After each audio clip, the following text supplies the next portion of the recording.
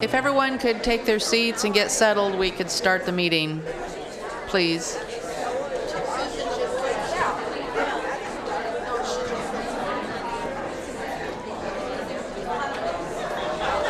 Would everyone please take their seats? They're just getting louder. Please take your seats. Thank you. Terrific. Okay, everybody's happy today. That's nice. Okay, I'd like to call to order the Sacramento County Board of Supervisors meeting of November 6, 2018. Madam Clerk, please take the roll. Supervisor Cerna? Here. Kennedy? Here. Frost? Here. Natoli? Here. Peters? Here. And you have a quorum. This meeting of the Sacramento County Board of Supervisors is cablecast live on the Metro Cable 14 Local Government Affairs channel on the Comcast, Consolidated Communications, and AT&T Uverse cable systems. The meeting is closed caption and is webcast at sacmetrocable.tv. Today's meeting will be repeated Friday, November 9th at 6 p.m. on Channel 14. A DVD copy is available for checkout from any local library branch. Members of the audience wishing to address the board may fill out a speaker slip and hand it to staff. When the chair calls your name, please come to the podium. Also, please silence your electronic devices at this time. Would everyone rise and join me in the Pledge of Allegiance?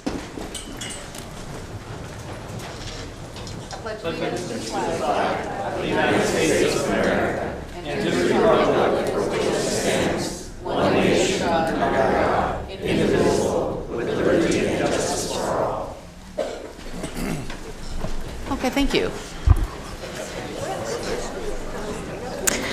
For your consent matters, items 1 through 37. Item 16, you're introducing an ordinance amending Chapter 16.02 of Title 16 of the Sacramento County Code to extend permit expiration from 180 days to 12 months. You are waiving reading and continuing to December 4th for adoption. For item 18, you are adopting the urgency ordinance extension through August 2019. This is to declare a temporary moratorium on the cultivation of industrial hemp by the established agricultural research institutions within the unincorporated area of the Sacramento County. For item 22, I do need a motion to drop this item. This is approving the resolution of consent for the Elk Grove, Rancho Cordova, El Dorado Connector Authority to acquire property rights within the unincorporated area of Sacramento County for the Connector Project. Go to second. Second. Please vote. Unanimous vote. And finally, for item 28, you are adopting an ordinance amending Chapter 3.50.140A1 and Chapter 3.50.140B1 of Title III of the Sacramento County Water Agency Code to correct usage amounts required of residential customers billed on a bi-monthly cycle to qualify for the conservation discount. You waived reading on this on October 30th. That concludes my clerk notes. Thank you, Mr. Natoli. Do you have any comments? Yeah, Madam Chair, just very quickly, on item 9, maybe. Item 9, appointment of candidates to Special Districts Board of Directors in lieu of an election. And just a comment here, obviously, it's election day, and we're making appointments where there were only equal number of candidates to the seats that were open. But there are a number of districts, a handful, that didn't have sufficient filings even under this particular provision. And I would maybe ask that as a follow-on, nothing immediate, but before we get into the next election cycle, that maybe we have some discussion. I think, one, obviously getting qualified candidates or interested candidates to file for those seats. But I don't know with regards to the district whether the cost of the election that is borne by those districts, and some of these are very, very small districts, their budgets are very tight, they're irrigation districts, they're fire districts, and such.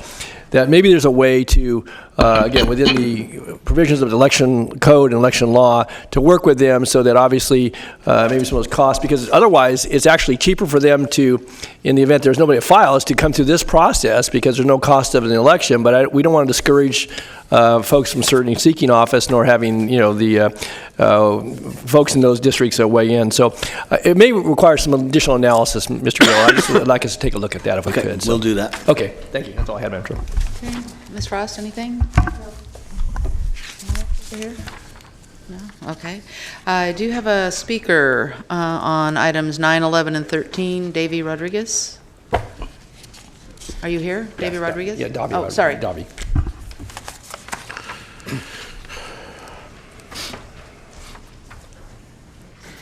Which one?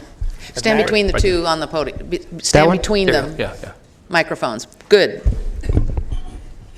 You don't have to do anything. In the middle, in the middle. I'm sorry, I have a hearing problem. Oh. Stand in the middle. Oh, So you'll be in stereo, okay? Is that a word anymore? you have to forgive me. I have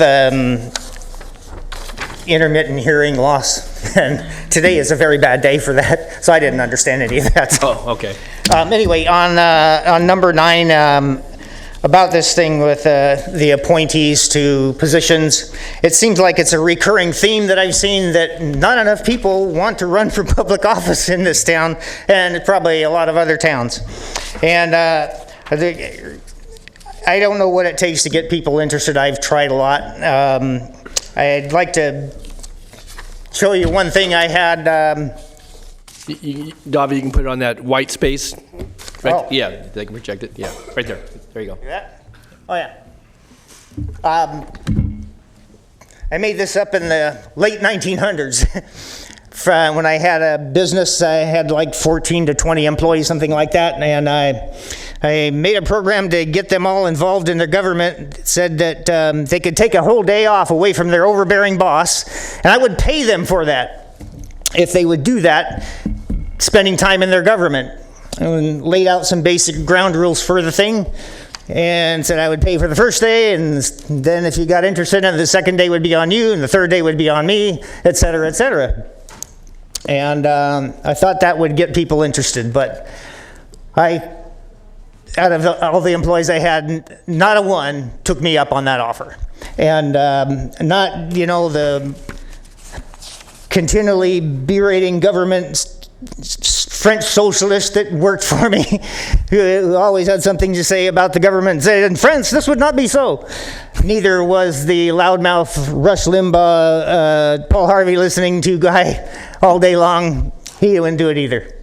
But I don't have the answer, I'll say that. But I don't know that what we're doing now is any better. It seems like, recruiting from a special class of people just ends up being the ones who are politically connected and still have a lot of empty spaces. So I would suggest some sort of recruiting program. I don't know what that would be, but we need to get out in, businesses and such, and actually get a recruiter to do that, if you would. Mr. Rodriguez, this is your time to talk on the other two items, so I want to make sure you have enough time to do that. You had 9, 11, and 13 on your... Oh, we're doing that now? Yes, you are. Oh, I didn't know. I thought it was just a number 9. Yeah. You can do the other two now, too. I'm sorry? I'm suggesting you do the other two now. You can give it more time. Yeah. Shoot. Okay, damn. Well, number 9 was this. Number 11 was the sheriff's agreement with Aramark. I wonder if anybody's done any research on this company.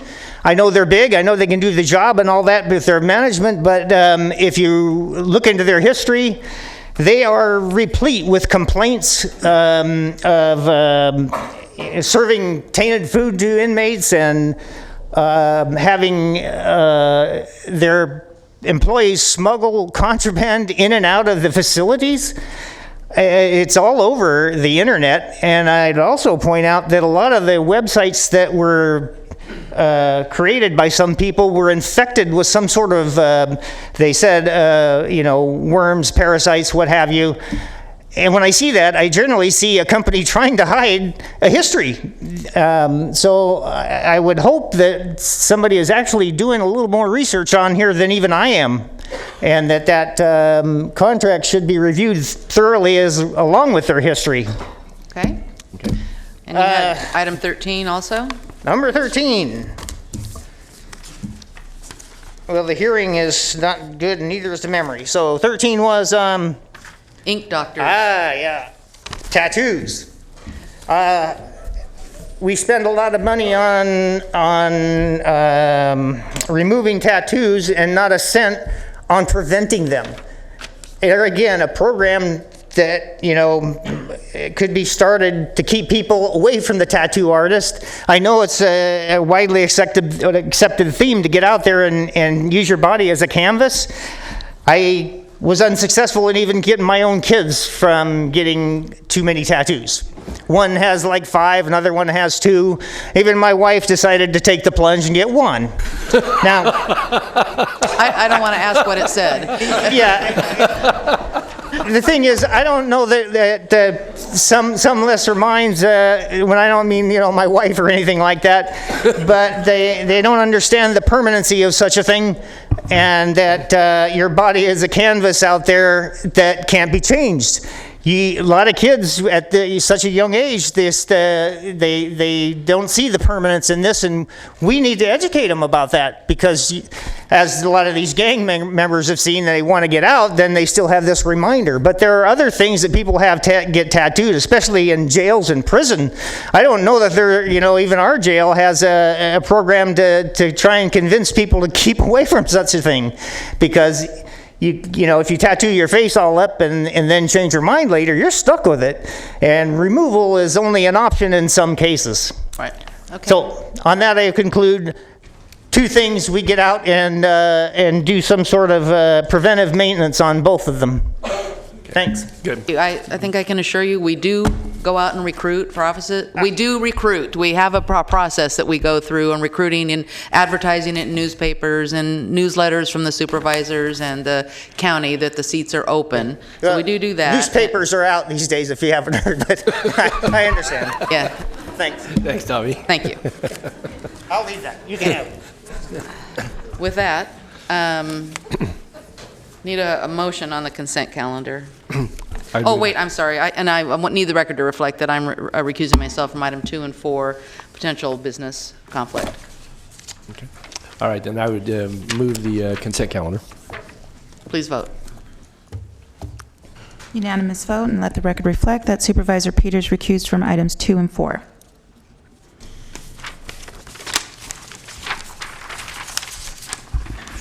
Item 38 is the presentation of resolution honoring Gladys Campbell Deloney on the occasion of her retirement.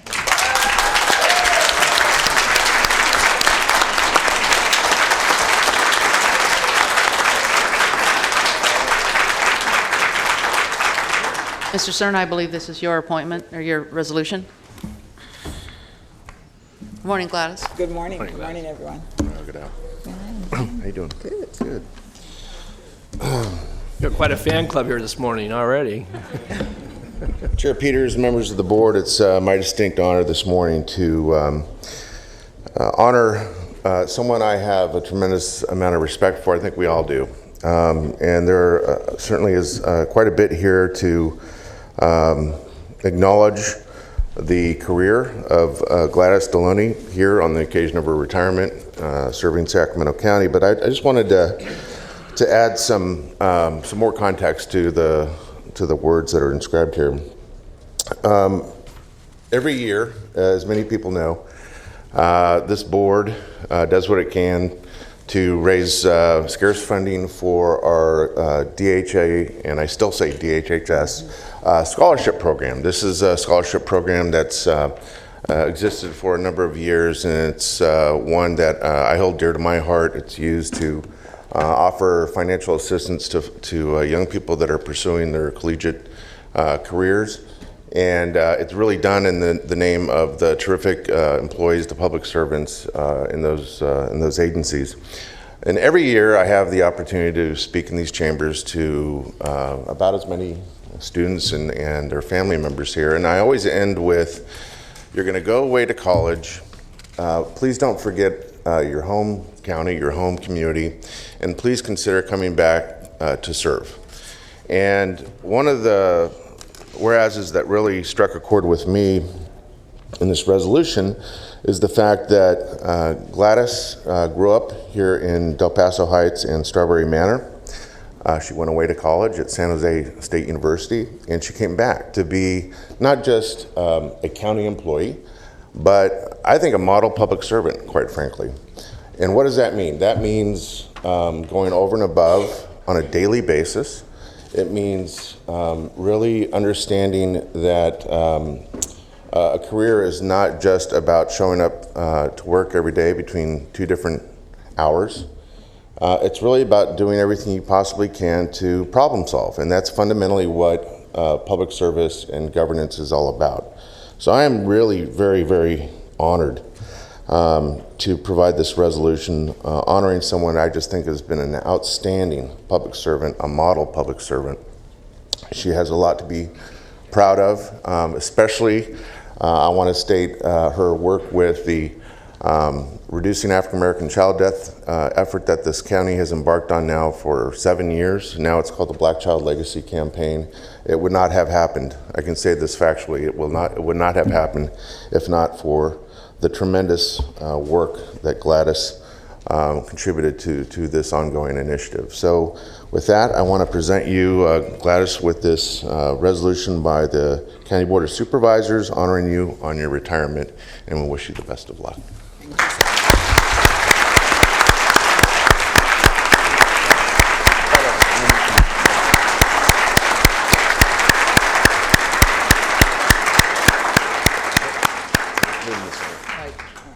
There we go.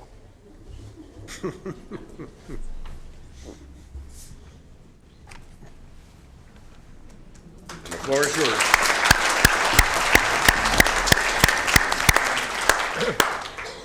Good morning, everyone. I just want to thank you for allowing me to say a few words this morning. To Chair Supervisor Peters, Supervisor Natoli, Supervisor Kennedy, Supervisor Cerner, and Supervisor Frost. I really just wanted to take a few moments to thank all of you for allowing me to serve the residents of Sacramento County and entrusting me as Deputy Director of one of your largest departments, the Department of Human Assistance. A special thank you to Supervisor Cerner for agreeing to present my resolution today. It really meant a lot to me.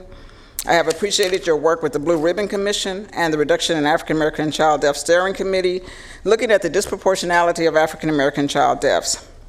The Reduction of African American Child Deaths Black Child Legacy Campaign has had a profound impact on the neighborhoods they serve and to the Sacramento as a whole. It has been my pleasure and honor to serve Sacramento County as a civil servant for 35 years. I was raised by hardworking parents who never attended high school. My grandparents and parents prior to World War II saw very difficult times working in cotton fields and taking in laundry to make ends meet. My father served in World War II and retired after 37 years with the federal government, and my mother was a homemaker and domestic worker for most of her life. It is from them that I developed my strong work ethic and dedication to service. My brother, Tredis Campbell, retired in September with 31 years of service to Sacramento County. It has been my pleasure to serve on the Human Service Coordinating Council, the Disability Advisory Commission, and the Reduction in African American Child Death Steering Committee, and most of all, to work with wonderful county employees. I will paraphrase a familiar quote from Emma Lazarus: "Give me your tired, your poor, your huddled masses yearning to breathe free. Send these, the homeless, tempest tossed to us, the Department of Human Assistance." Your Department of Human Assistance stands as a shelter in a storm, food to the hungry, and opportunity for those needing a new start. Your staff have moved families out of danger, assisted fire victims in other counties, and housed the homeless, among other things. Thank you, and to the boards before you for allowing DHA to be creative, flexible, innovative, and ever-changing. I stand here to thank you on behalf of those who will never meet you, but have been made better by your actions, those who, like myself, have made a career with Sacramento County, and to those we have helped. We have continued to improve lives and have built bridges to better futures. I have had the great opportunity to work with hardworking, energetic, creative, and dedicated staff. One of the treasures of working with DHA has been the abundance of talent, diversity, and kindness. I hope that I have been able to impart words of wisdom to my teams as they have enriched my life. Your Department of Human Assistance, DC FAST, DHS, DTEC, and probation work together extremely well. One phone call, one email, and help is on the way. In ending, special thanks to the smart and dedicated management team of DHA, which I have been a part of since 2001. I hope that I have served you well and the residents of Sacramento County. Thank you.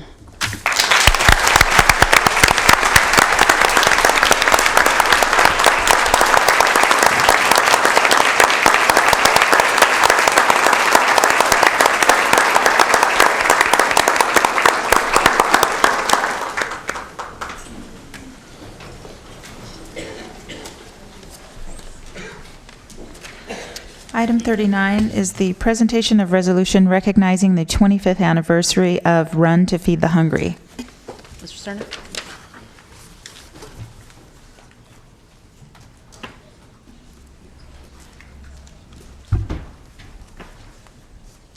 Good morning. Thank you. Ladies and gentlemen of the board, members of the public, again, it's my distinct pleasure to be back down in the pit here at the podium to recognize the 25th anniversary of Run to Feed the Hungry. I think many of us know this event by now. It's become a staple tradition during the beginning of the holidays. And here in the month of November, as we quickly approach Thanksgiving, it's always a reminder to all of us that have the will to get out there now with, I believe, almost 30,000 people to run on Thanksgiving morning, that it's not just a race, a foot race, or a fun run. This is really about raising scarce resources to educate our entire community on the importance of food security. The Run to Feed the Hungry, like I mentioned, has now enjoys 30,000 participants. However, it didn't start that way. I think it started with something close to 800. 794 back in 1994. So again, we're using this opportunity to recognize the run, the event, but also as a reminder to everyone that during this Thanksgiving season, please reflect on the fact that we still have parts of our community that are food insecure. We still have some of our constituents, in some cases, depending on the neighborhood, many of our constituents that do go hungry, that don't enjoy the kind of access to food and nourishment that many of us do. And please use this opportunity, as I think you'll hear from a representative of the run here in a minute, to do what you can to help others during the Thanksgiving holiday. So with that, I'd like to present this resolution recognizing the 25th anniversary of Run to Feed the Hungry.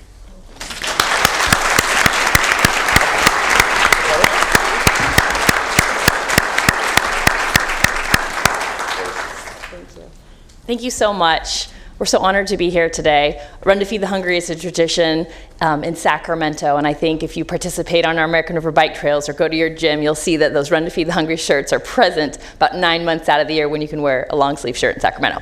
I wanted to thank everybody for their long-standing support. Sacramento Food Bank and Family Services relies on the participation of people coming out to Run to Feed the Hungry. It's about 20% of our annual budget. So one day on Thanksgiving, when nearly 30,000 people turn out, that's how we keep our 14 programs and services running strong. I wish you all a happy Thanksgiving season, and I hope to see you all on Thanksgiving Day. Thank you. I just wanted to say, we base our dinner time, start time on when the members of my family get back from Run to Feed the Hungry. I'm home cooking and they're out doing this, so. Well, we're so incredibly thankful. Yeah.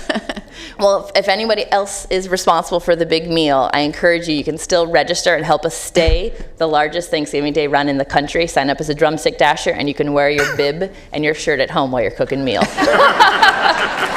Thank you. Thank you.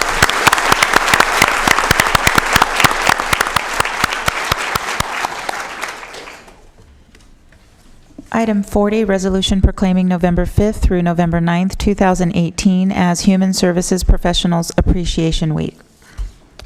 Okay, I was expecting Michelle Calais. No? Next item. Oh, okay, go for it. Oh, Professionals Appreciation. Sorry, I'm one ahead of you.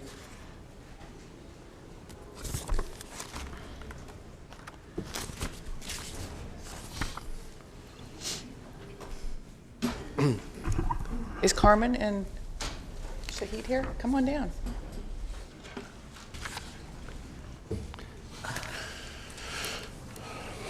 So we apparently have a little glitch with the resolution, so I'm going to pretend to present a resolution, and we will take care of the actual presentation later. Okay. So, good morning. I'm Ann Edwards, the Director of the Department of Human Assistance, and I am really pleased to be here today to almost present the resolution proclaiming this week, or next week as, no, it is this week, as Human Services Professionals Week. Human Services Adhere to Accept is the new past executive sponsor, Carmen Briscoe, who's a program manager at our East Commerce Service Center, and Sahid Muhammad, who is an eligibility specialist also at our East Commerce Service Center. This week is important because it honors the professionals that serve those in our community who are in the most need. We talked just a moment ago about food insecurity, and the work that happens in our department really helps people get food benefits and cash benefits and homeless services and all those kinds of things. We also have a lot of human service professionals in the Department of Child and Family Services and the Department of Health Services. And these men and women work tirelessly every single day to make sure that those in our community get the services that they need. So I really want to acknowledge these two and everyone who is a human services professional. Thank you. Thank you.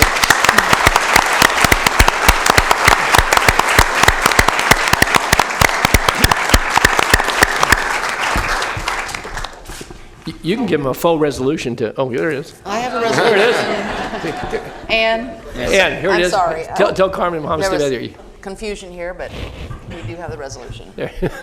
I thought it was down there amongst the many. You did good without a script, though. There. So now I really get to present the resolution. Have another photo with it. There you go.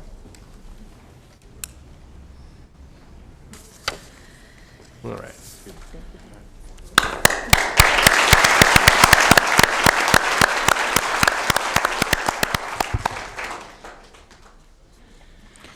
Item 41, presentation in recognition of the 2018 Heroes of Human Services Award recipients.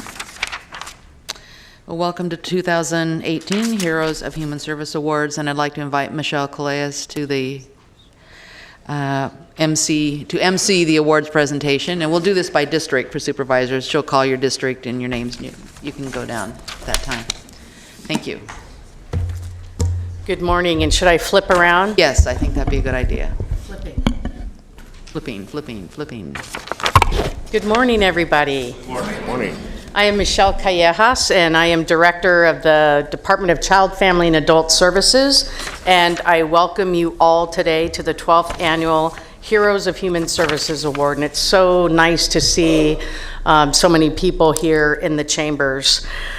This recognition event was created to honor those who have touched the lives of others through advocacy, dedication, service, and support throughout Sacramento County.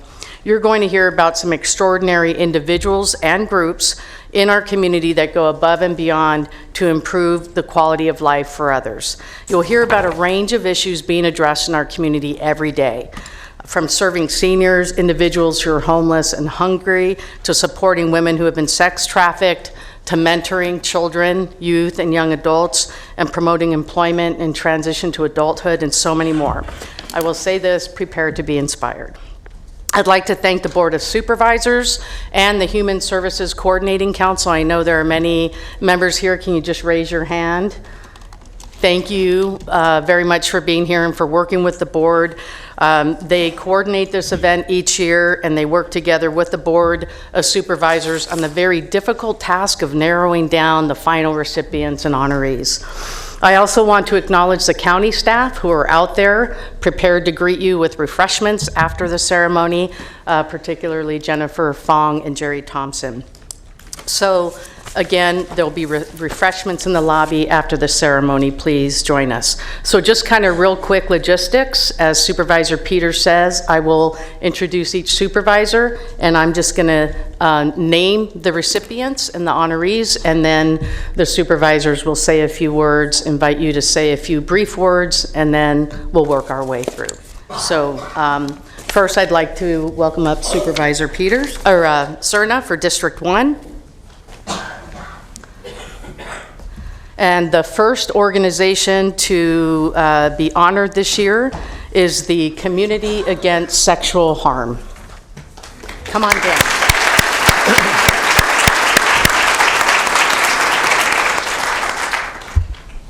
Thank you, Michelle. Good morning. Good morning. So it's my distinct honor this morning to recognize Community Against Sexual Harm, or CASH as it's known here in Sacramento, as District 1's 2018 Hero of Human Services. I think many of us are unfortunately well aware of the fact that we have a number of challenges here in this community and across the country, quite frankly, when it comes to human trafficking, and especially in the sex industry.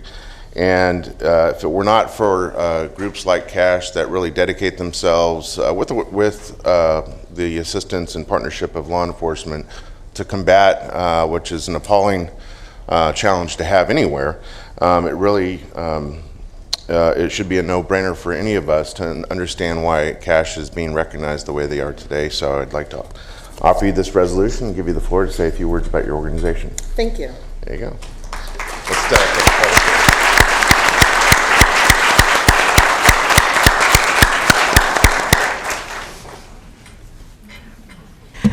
Well, we want to say thank you for honoring us. We work really hard in our community serving women who have been commercially sexually exploited and victims of sex trafficking. We all work really hard to treat every woman with dignity and respect and to meet them just where they're at. Our drop-in center is open Monday through Friday, and the women can come in and eat, sleep, find refuge within our center, and we always support our law enforcement. Thank you so much.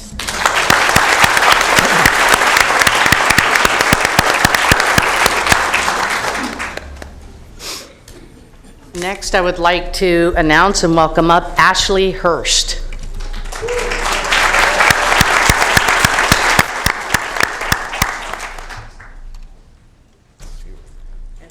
All right, very good. All right, so District 1 has two Heroes of Human Service for 2018. The next is the McGeorge Community Legal Services Organization. Oh, I lied. That's me. Okay.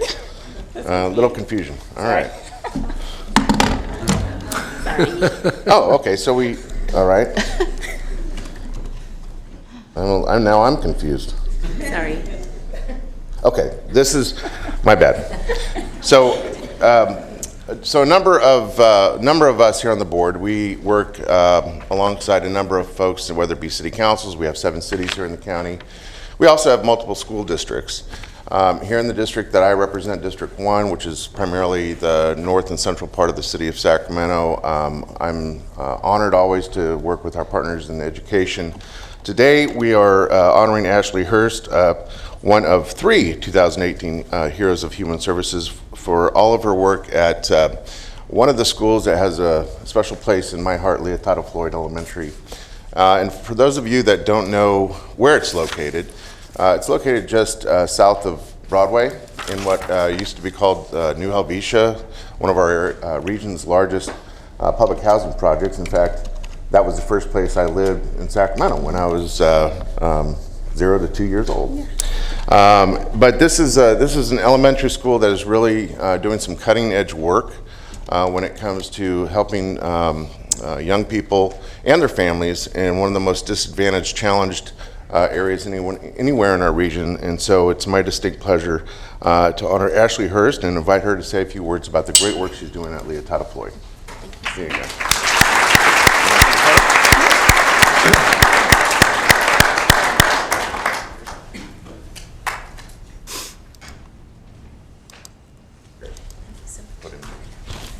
Thank you.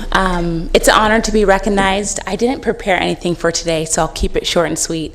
My name's Ashley, and I work for Mercy Housing. I'm a director of the Student and Family Community Center at Leotato Floyd Elementary School, and we support and provide services for students, families who live in Marina Vista and Outer Grove Public Housing Community. So my team at Mercy Housing, we really love and empower and care for young people living in the public housing community. There's 1,000 youth under the age of 18 living in 68 acres of space, and my team are honored to know them and love them and help them get access to higher education and opportunities, pathways out of poverty. So it's an honor to be recognized, and thank you so much, and thank you to my team, my family, and my staff for being a part of this honor. So have a great day.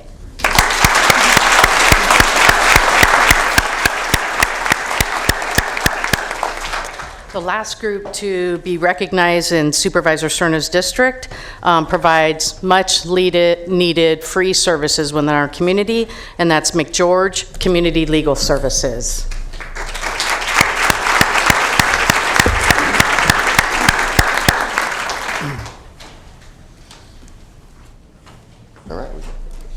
All right.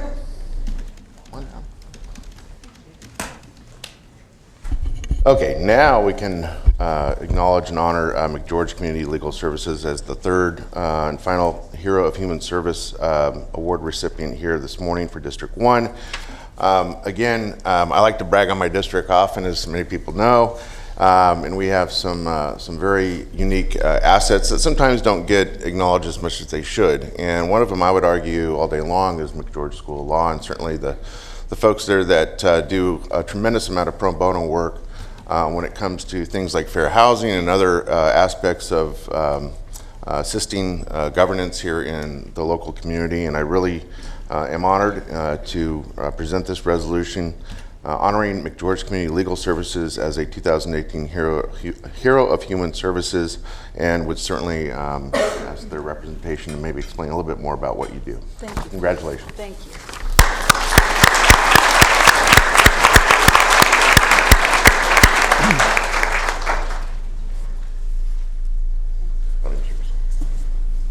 Well, thank you. My name is Melissa Brown. I'm the Director of Community Legal Services. Joining me are my colleagues Kishore Vikas, who is one of our staff attorneys in our immigration clinic, Blake Nordo, who is the supervising attorney in our immigration clinic, and Mary Beth Moylan, our Dean of Experiential Learning.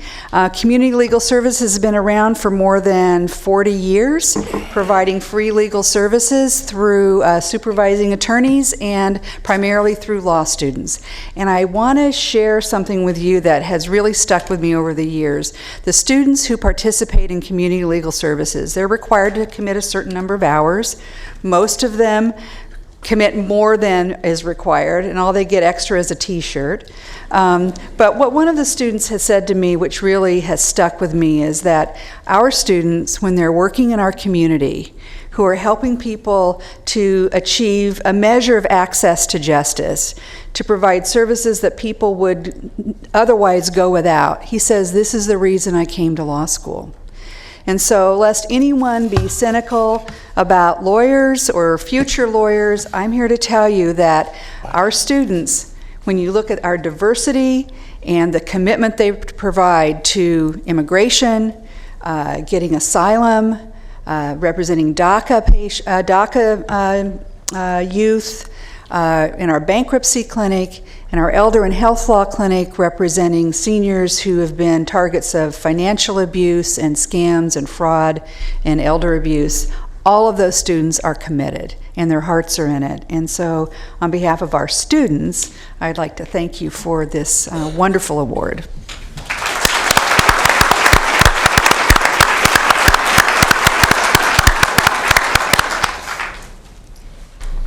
Next, I'd like to welcome up Supervisor Kennedy, representing District 2. And our first recipient honoree is one of many that helps address our homeless issue here in Sacramento. I'd like to welcome up Ken Bennett.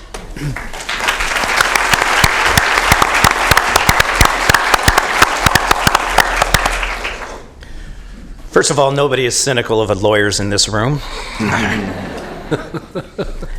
Ken, thank you for being here. So, we have a lot of really smart people sitting in the room over here that do a lot of really good work as far as planning and putting together homeless programs. We've, of course, been working very diligently as a community on this for the last couple of years, much longer actually, but it's really come to the forefront. But it's where the rubber hits the road that is important in whether or not we're going to be successful in our efforts. We can put together plans, we can fund them, but it's people like Ken who actually make them happen. So I'm going to read a few of the whereases here. Whereas Ken Bennett goes above and beyond his work with Sacramento Self-Help Housing, helping to form the homeless assistance resource teams in Elk Grove, Folsom, Carmichael, Citrus Heights, and Rancho Cordova. Whereas Ken Bennett demonstrates his compassion for the least fortunate of our community, finding innovative ways to house the homeless. And whereas Ken Bennett inspires others to be good neighbors and uplifting community networks. I want to thank you for all the work that you do, Ken, to make us successful in helping people who are less fortunate than we are. Thank you very much, sir. Thank you, sir.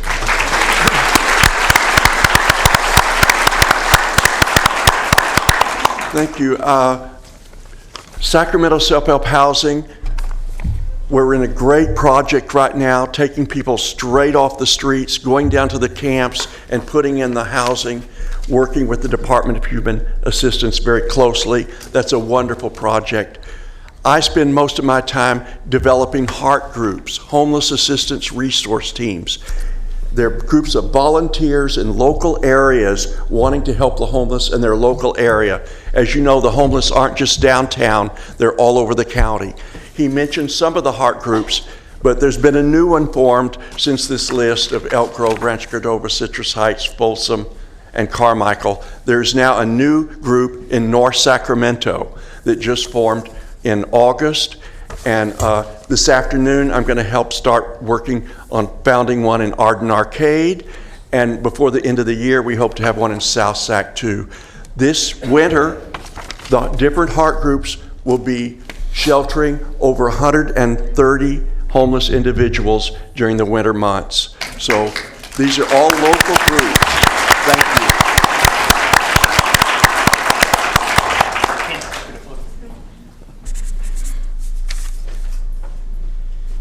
If you want to join a heart group, come and see me. I'll start one in your neighborhood.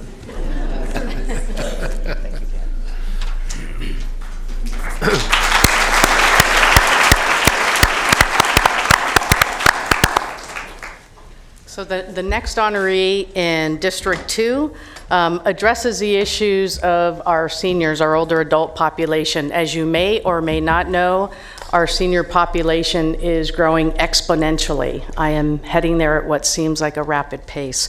So the needs will continue to increase. I'd like to welcome up Carol Achijo.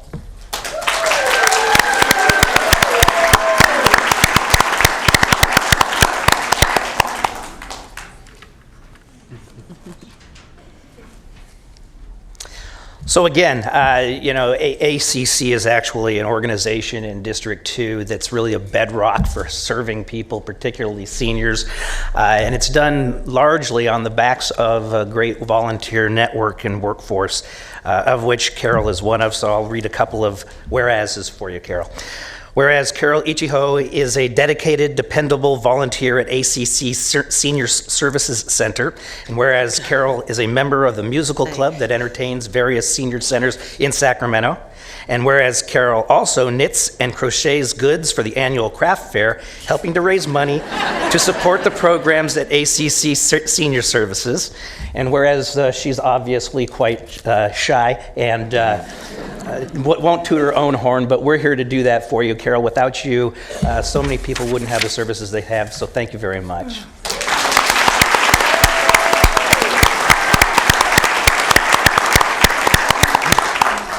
I haven't prepared anything, but I would like to, first of all, thank the team at the Asian Community Center for nominating me for this special honor, and also District 2 and Human Services for selecting me for this special honor as well.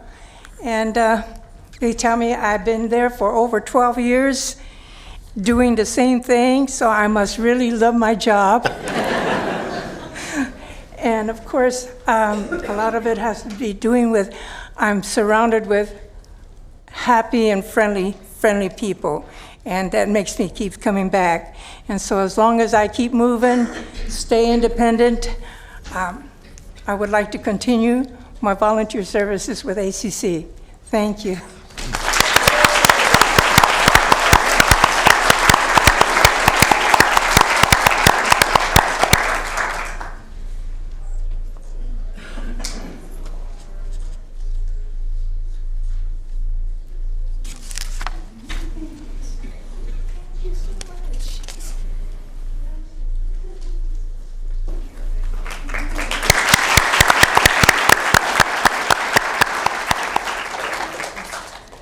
I had the privilege of working with our next honoree when she was providing service at the county level, and I see her as promoting healthy futures. I'd like to welcome up Sharon Saffold.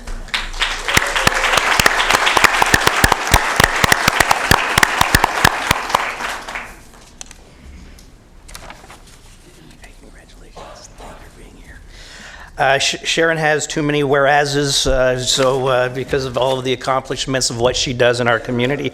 So I'll read a few of them. Whereas Sharon Saffold has been vital to the continued success of the Black Child Development Institute of Sacramento as president for many years. Not that many. Whereas Sharon has utilized her skills as a child protective services social worker, conducting annual conferences for young women on entering the college zone and the Sacramento Black Infant Health Program to underserved youth. And whereas she has been volunteering her skills and services to the Sacramento Valley Section National Council of Negro Women Children of Promise Conference, which she then expanded to monthly forums held in apartment complexes in partnership with Mutual Housing. And whereas Sharon has received recognition for her tireless work and her commitment to the health and wellness of the African American community. Thank you so much for what you do for the people of District 2, whereas the work that you're doing probably affects South Sacramento as much as it does anywhere. We couldn't do it without you, and I thank you for your time and the efforts that you put into our community. Thank you.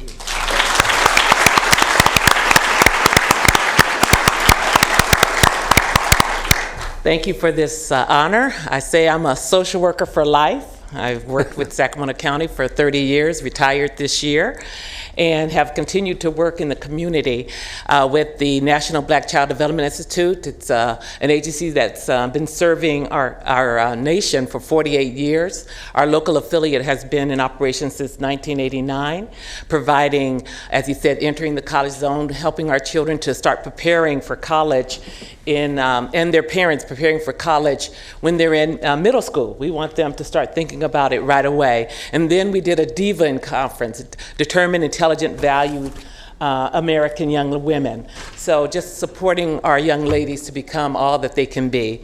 And then with the National Council for Negro Women, we just had our conference this past Saturday, and you can look at it on YouTube. We had youth, the voices of youth. So we had youth telling us what they want from us as the adults to make their lives as successful as possible. So I will always be working to improve the lives of our young people and our families, and I invite you to join us.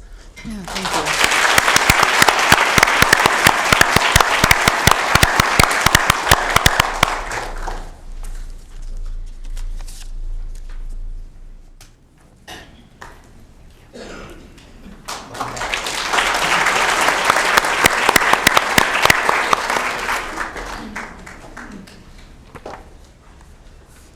Okay, next I'm going to invite up Supervisor Peters, representing District 3. And the first honoree in District 3 is another organization that is addressing the needs of our homeless communities, and that's the Assistance League of Sacramento.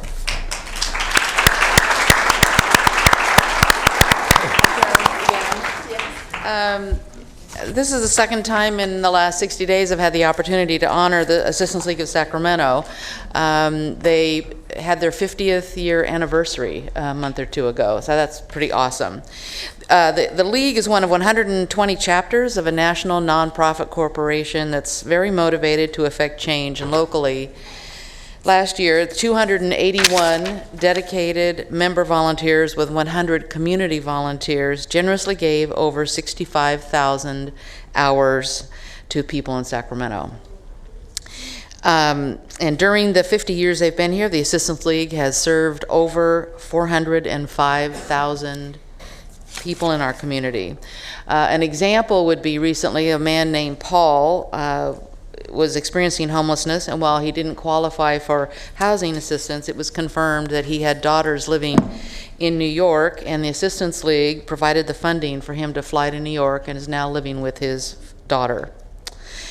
The Assistance League and Sacramento Steps Forward have partnered together to address homelessness, and to date has provided more than 8,000 in critical gap funding for clients and helped house more than 20 people in just the past few months. So the Board of Supervisors of the County of Sacramento extends its sincere appreciation to the Assistance League of Sacramento for your dedication and commitment. Thank you very much. You don't have to say anything. Yeah, and then we'll walk up.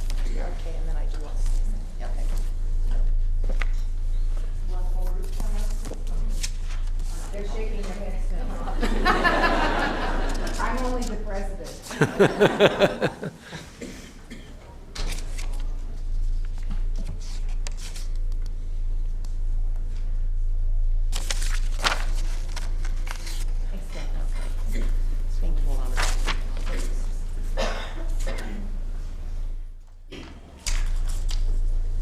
It's my pleasure to serve this year as president of Assistance League Sacramento. I'm accompanied today by a couple of the officers and active members of, now we can claim, over 290 members. We're a nonprofit membership organization growing in members, and for that we're appreciative, because not only do we have our Reaching Out program, for which we're being honored today, but we have 9 other programs that serve the Sacramento community in different ways. It's an organization that all of the money that we raise stays here in Sacramento. You might wonder how we are able to contribute so much to the community, and the way that we're able to do that is we have a resale shop on Fulton Avenue called Fabulous Finds on Fulton. I invite you to come, because if you were to say to me, how can I help Assistance League help more people in Sacramento? You can support us, you can join us, or you can, on your own, go out and try to make a difference. We're doing it collectively, and we'd like to invite you to join us, and we appreciate so much the opportunity presented to us by being honored by the County of Sacramento for our work with Sacramento Steps Forward. Thank you.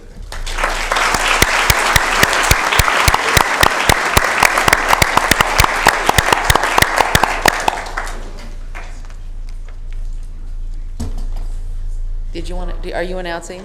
I was, but Okay. Our next honoree is Jerry Beck. If you would come forward. Hi.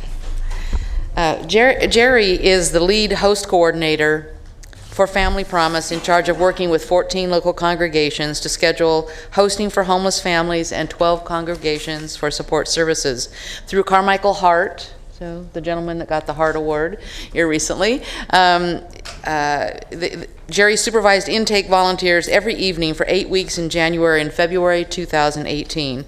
Jerry receives donations regularly and distributes them to many nonprofit organizations, such as 250 handmade comfort dolls, plus superhero capes and fleece blankets to children's centers at UC Davis Hospital and Sutter Hospitals.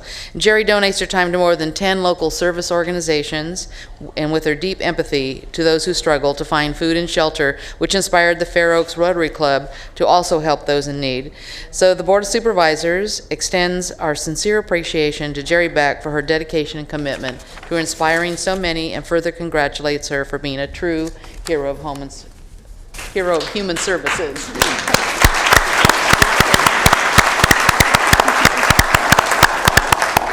I guess what I'd like to say is what probably many of you find as being volunteers is the joy that you find in volunteering. I'll tell you 2 little examples. Last week I was at Family Promise, which is a shelter for families, and one of the little girls, about 3 years old, needed some hugs, and she came up to me, and I was able to hold her tight and know that she wouldn't be on the street and that she would be able to find housing. Another neat experience that I had was with HEART, which is the Homeless Assistance Resource Team in Carmichael, and being there that many nights, I got to know a lot of the people there. And this one woman named Michelle came in, and she had to farm her 2 children out because she wasn't able to keep them, had no employment, and I was able to get her with Women's Empowerment, which is a training program here in Sacramento for homeless women. And she went through the program, she got employment, and last month she came to our meeting and hugged me and said that she has her children back and she has a job and she just got a car. So, joy.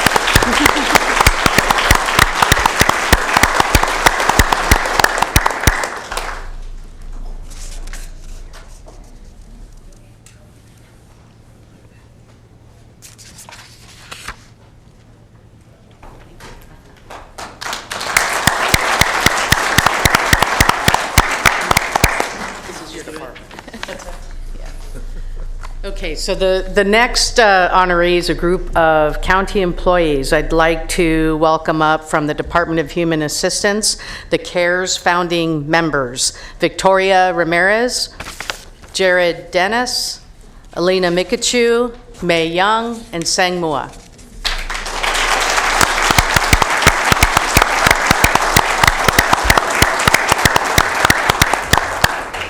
So who is DHA Cares? It was founded in 2015 by a small group of staff from the Department of Human Assistance who identified a need and took action to organize and lead an effort to give DHA staff opportunities to volunteer in the community. The founding members stand before you, and since Michelle kindly pronounced all of your names, I will leave that to her. These people were inspired to promote community outreach in support of the department's motto of compassion, which is we respond with kindness and respect to the needs of others. DHA Cares developed a diverse array of volunteer opportunities so staff could volunteer on their own or as a team or with family and friends. Participation falls outside of work hours and is not required or expected of anyone's job duties, which has resulted in a steady increase of DHA employees volunteering. In 2017, the effort really blossomed when 210 DHA staff members volunteered at 8 organizations in 23 events, including a last-minute donation drive to assist the families affected by the Sonoma County fires. So the Board of Supervisors hereby extends its sincere appreciation to DHA Cares for their dedication and commitment to volunteering in communities in need, and further congratulates each of the founding members for being a true hero of human services. So DHA Cares.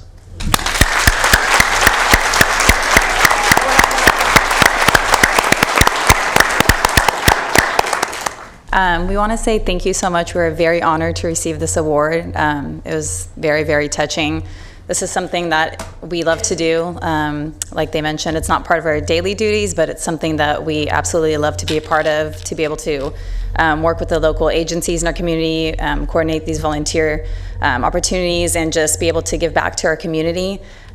We want to say especially thank you to Anne for supporting this, to our executive team and our program managers. Without their support, we wouldn't be able to do this in our department. So thank you.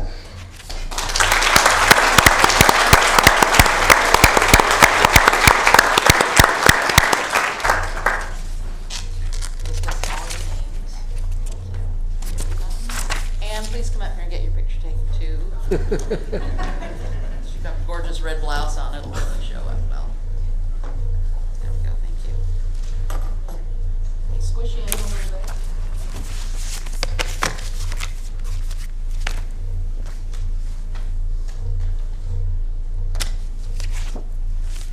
Thank you all.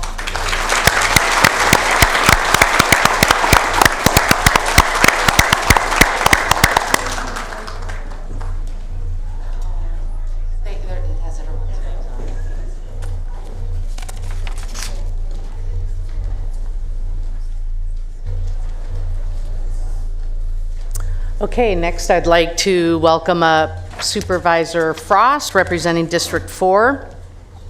And the next honoree is a gentleman. When I first read what he does, it just kind of reminded me of the power of one and what can be done through commitment and passion. I'd like to welcome Randy Eschleman.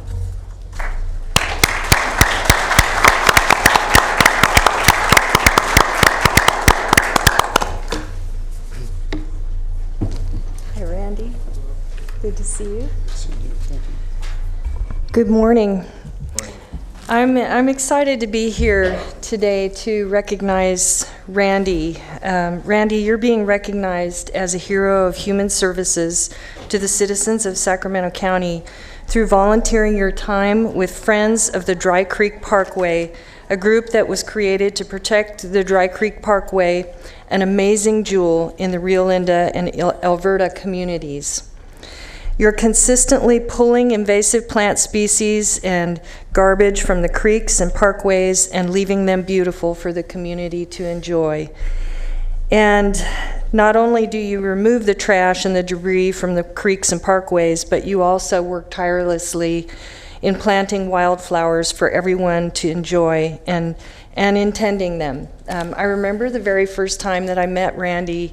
He was working out in the field planting wildflowers, and he went to his truck and pulled out this beautiful postcard that he and his wife, I think your wife designed that. His wife works really hard in the community too. And they do this as a team, sort of.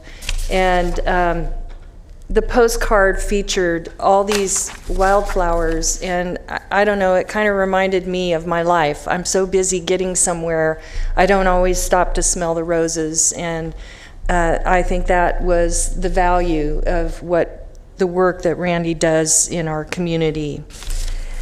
Randy, on behalf of the Sacramento County Board of Supervisors, I want to thank you for your exemplary service to the community. You've done a lot to improve the quality of life for all of us in Sacramento County. Congratulations.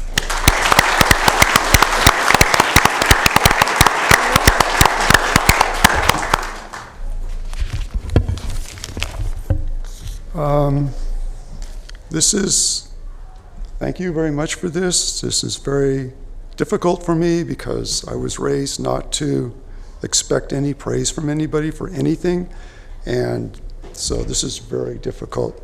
I am honored to get this, but it's amazing to hear the other honorees in this community and all the work they do. I'm just amazed by what the rest of these people are doing.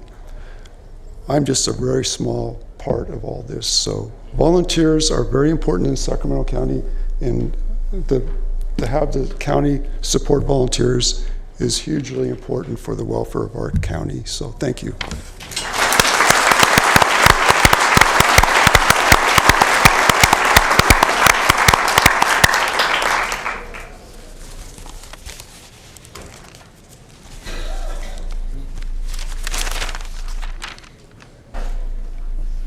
Thank you.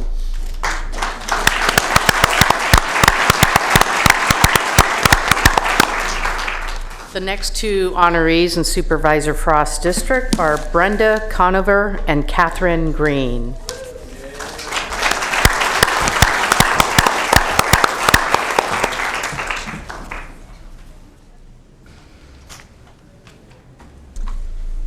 Good morning, Brenda and Catherine. These two are tireless workers in the community. This morning you're being recognized for your service to the community through volunteering your time and talents and working at the Rio Linda, Alberta Food Closet, sometimes as many as 7 days a week. And I know because I've been there on some of those early mornings when you've been up all night and working with folks. The Rio Linda, Alberta Food Closet has no public funding and very little private funding, and still these women have been able to provide sustenance to their community. They help facilitate work days between the members of the community and the homeless, such as having the homeless cut someone's grass in exchange for doing their laundry at their home or taking a shower. They help the community with food, but also give much needed personal and social interaction during the hours that they're distributing the food. Brenda and Catherine have volunteered at the Rio Linda, Alberta Food Closet for 5 years, and time again have shown their compassion, selflessness, caring for others through their work and dedication for those less fortunate. Brenda and Catherine, on behalf of the Sacramento Board of Supervisors, I want to thank you for your service to the community and for your contribution that is improving the quality of life in Sacramento County.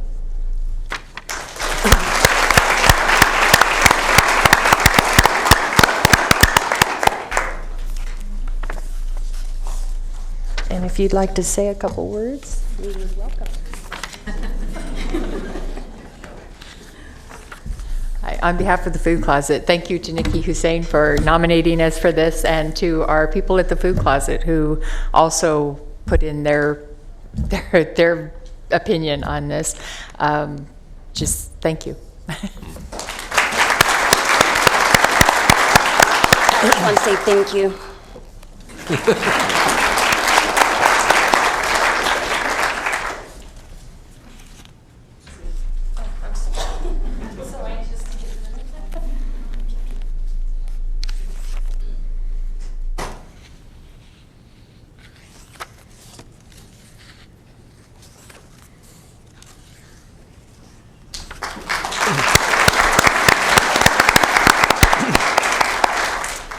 The next honoree focuses on supporting at-risk children and youth. I'd like to welcome Ed Mosbaugh.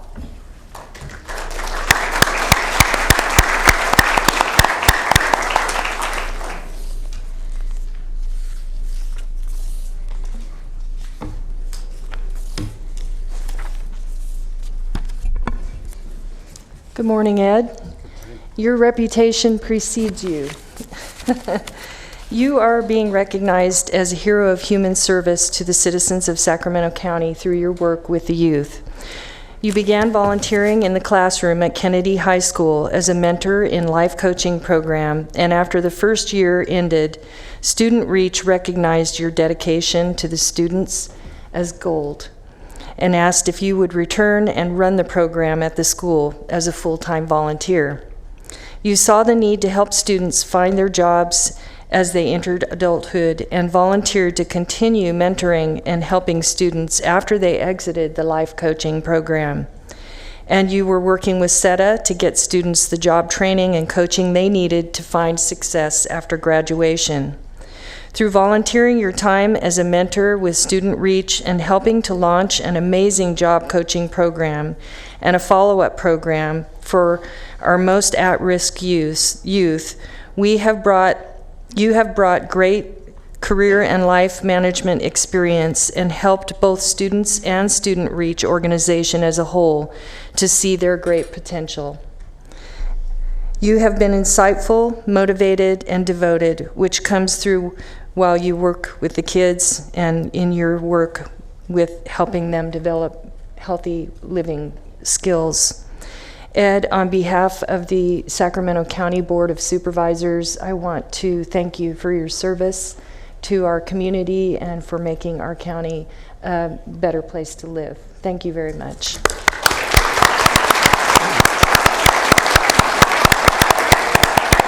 Thanks so much. I'm truly honored. I believe the greatest thing that government and organizations can do is to serve our youth in a way to provide them an education so that they can be successful in college, successful in their careers, and successful in life. And that's what we at Student Reach do, and I'm so grateful to work with this organization. And now, moving beyond just teaching in the classroom, which we do for underserved youth, now we're providing these children as they become adults a way and a path to employment, providing both the training for them and then also getting them involved with different employers to get them jobs. So as anything, though, I really am honored to get this award, but as I learned in over 30 years of business, the true heroes are many times not the people that are getting the reward and the award, and really the true heroes for Student Reach are the ones that work there full time, not the volunteers like myself. So I would like to thank Raquel, Angela, and Daniel, wherever Daniel is, who's here today. They're the true heroes for Student Reach. And then finally, I'd like to thank my mom, who's here today too. You know, at 16 years old, she got married. They had 4 kids by the time they were 20. She was 21 years old. And Wow. her and my dad raised us all. We all got college educations. We've all had very successful careers. And if it wasn't for them, that wouldn't have happened. So thanks, Mom.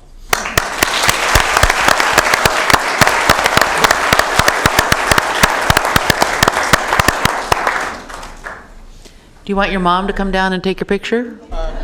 I don't think she's in a walker. I'm not sure. Oh, okay. All right. I'd love to do that, but maybe we can go later after.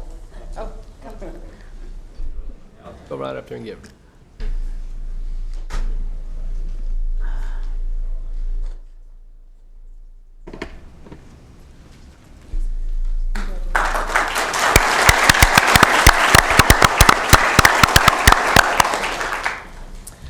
And for the last honoree in District 4, I would like to welcome Brad Squires.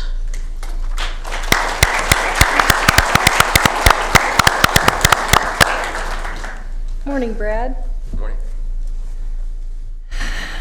Brad, I don't even know where to start with you.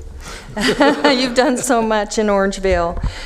You are being recognized for your service to the citizens of Sacramento County through volunteering your time and talents as the board chairman of the Community Foundation of Orangevale and Fair Oaks with the creation of the Big Day of Service event. I don't know, for those of you that have seen my Facebook, you might, or have watched online, you might have seen the work that the folks in Orangevale and Fair Oaks did. When Brad first came to me and he said, we want to have a big day of service, he envisioned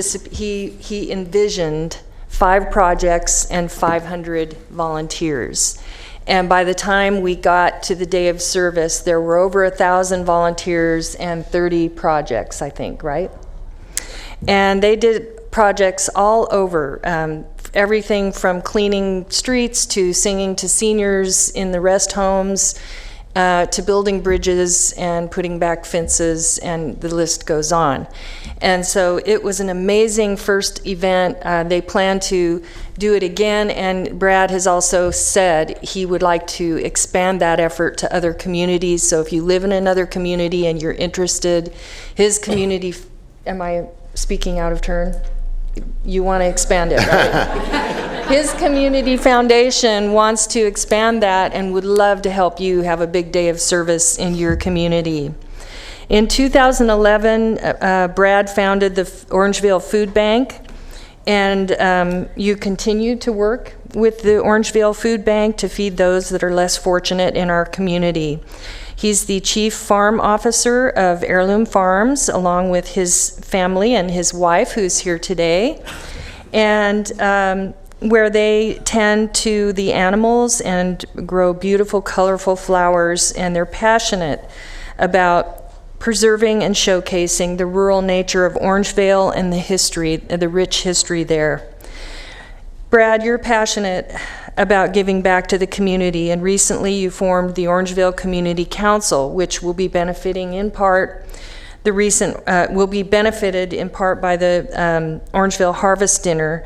You're bringing community leaders, businesses, commercial property owners together to discuss ways to improve the commercial corridor and fight blight in Orangevale. You support the library expansion efforts and work with the local farmers market, and you're helping with efforts to expand the food bank services for those who can't get to the food bank.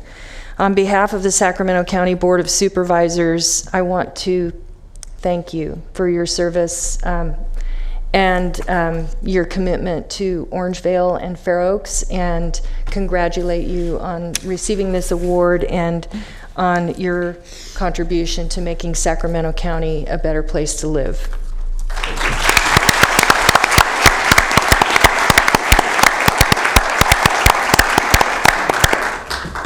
Well, thank you. Thank you, Supervisor Frost, and to the County Board of Supervisors for recognizing volunteering.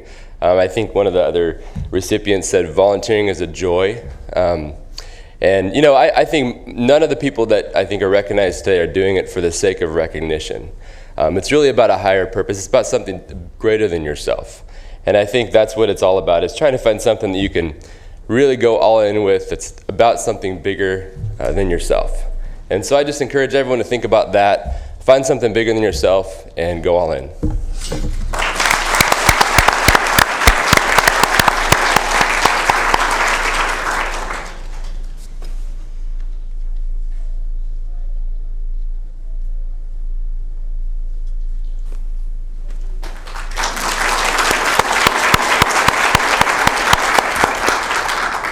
I'd like to welcome Supervisor Natoli to the podium and announce his first honoree, and that is Charles Dangerfield.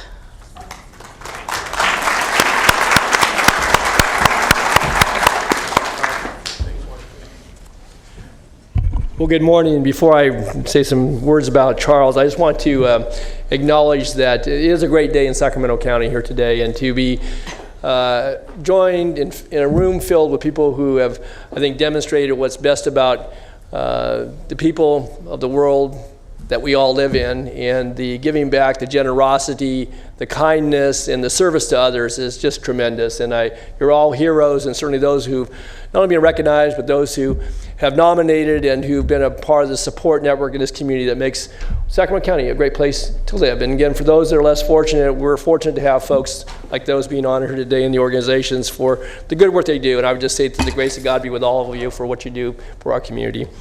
So with that, I want to turn to the first honoree from District 5, our 2018 Hero of Human Service.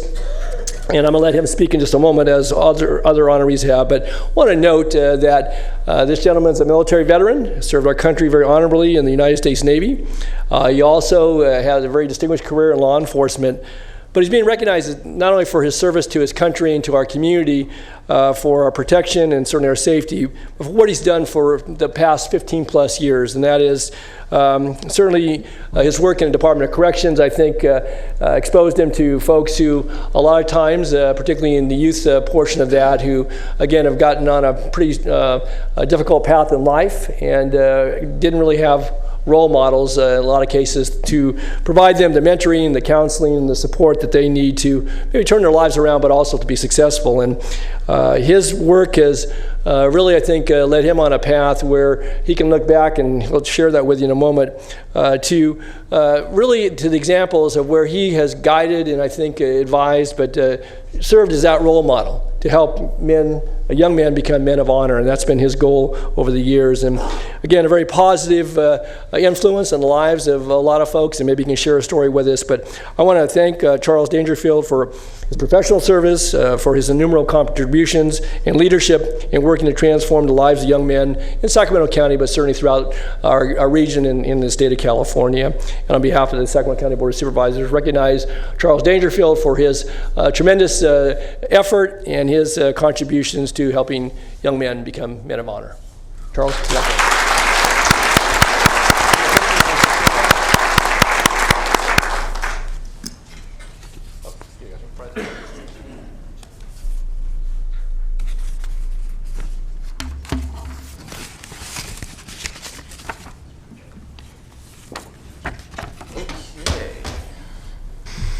Good morning. Honored, very honored, and extremely humbled to be here this morning. I can speak in front of people. I prefer not to. But when I'm, okay, thanks for pressure. But the supervisor stated, I'm very passionate about helping our youth. I think that we, and it's magnified with the people in this room, have an obligation and responsibility to give back of ourselves. It's not just about getting ourselves ahead and being fulfilled with your life, but it doesn't mean anything if you don't give of yourself and share back. I've been through difficulties in life, learned hard lessons, single mother, made a lot of mistakes, but through those things, I learned an awful lot of things about life. One of the things that it was magnified for me was that things could have been better for me, or easier for me, I should say, had I had a positive role model in my life instead of me making those mistakes. So as I retired from law enforcement, God put on my heart to put those things to paper, and I was able to write a book, Filling the Void, a resource for the journey to manhood. And it's just a way for me to give back, to share from my mistakes, and hopefully help them make better life decisions, because it is really about on how you think and the choices that you make in life. My wife snuck this on me. I had no idea. We will talk about that later. But I am grateful and honored to be with the people in this room, and thank you to the supervisors. Thank you very much.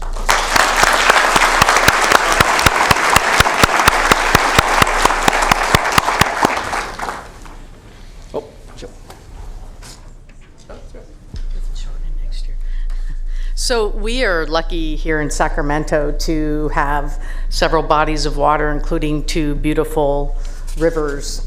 This next honoree addresses some of the dangers that come along with that, and that's our drowning accident rescue team. Please come up.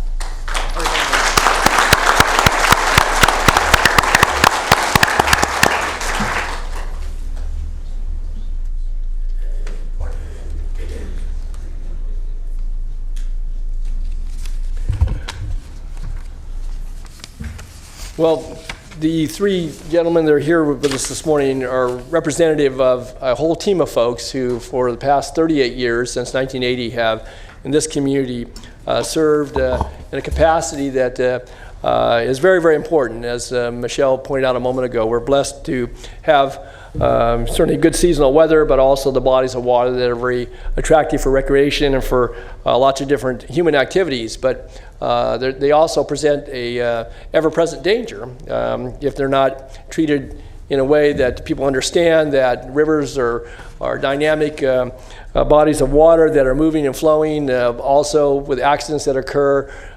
Folks in their vehicles and in other ways end up in the water, sometimes very tragically.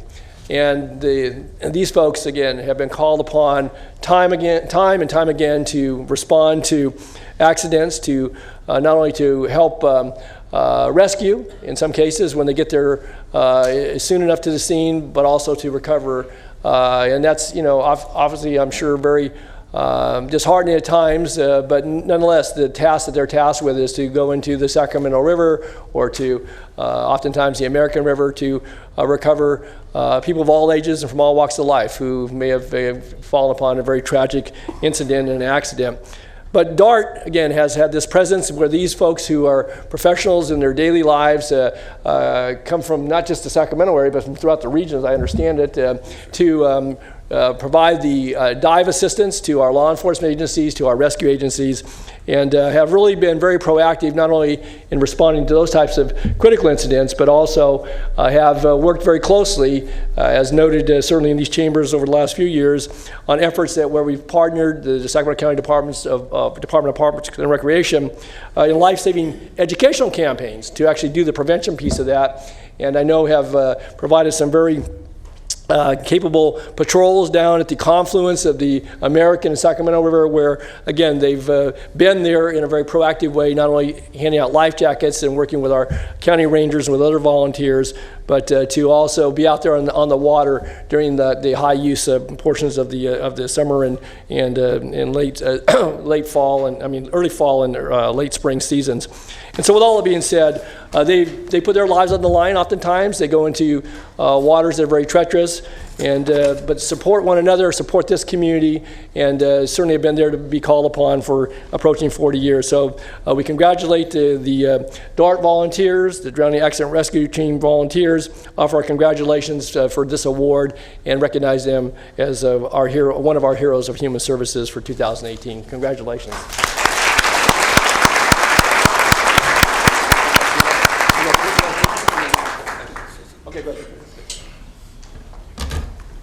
Good morning. The Drowning Accident Rescue Team, DART, centered here in Sacramento, is the second busiest dive team in the nation, with 80 to 120 call-outs per year. More recently, we have partnered with the Board of Supervisors here, Supervisor Natoli, and with their support, we've done what we call a proactive patrol in the area of the confluence, Sacramento River and the American River. During the last year, we made contact with 1,800 persons at that location. During that contact, we also fitted approximately 1,000 children with life jackets, personal flotation devices. During our educational effort, we put on 145 demonstrations of throw bag and self-rescue techniques, some of which have been used by the children we're educating on other areas of the river. We also were hands-on in 65 incidents in the water at that location. We hope, and we continue to hope, that our partnership with this Board of Supervisors, with the allied agencies, and with the community, we will be able to get Sacramento County at a zero drowning. Thank you.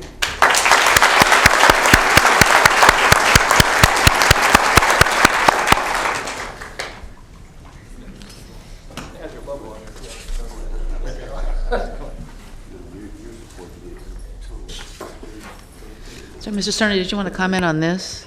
I did, but let's let them Take take the their picture? photo. Yeah.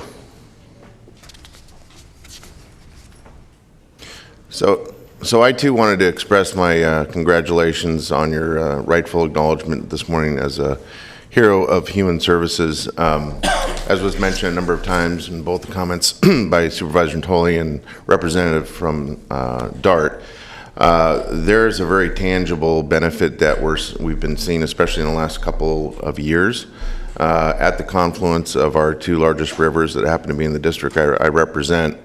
And I know that DART has worked with every member of this board, because we all have waterways in our districts, to really reduce the loss of life. But it's one of those volunteer services that is very profound, because we measure it every single season with lives saved. And as was also mentioned by the DART representative, we enjoy a great partnership, this board does, with DART and our exec team. And I know that this is not the time or place to talk about resources. That'll be reserved for another time. But the partnership, I think, need only grow greater and stronger, because, again, it's paying incredible dividends when we can look back on the kind of seasons we've had in the last 2 years and really noted how many people, especially children and young people, have been saved because of your volunteerism. So, again, thank you very much for everything that you do for us.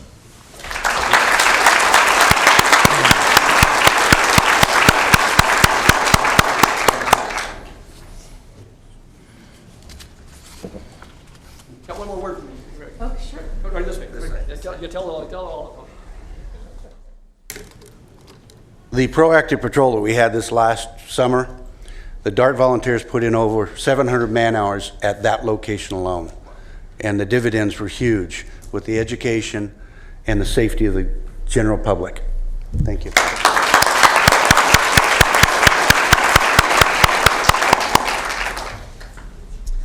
Okay, we've arrived at our last honoree. However, these were not read in order of importance.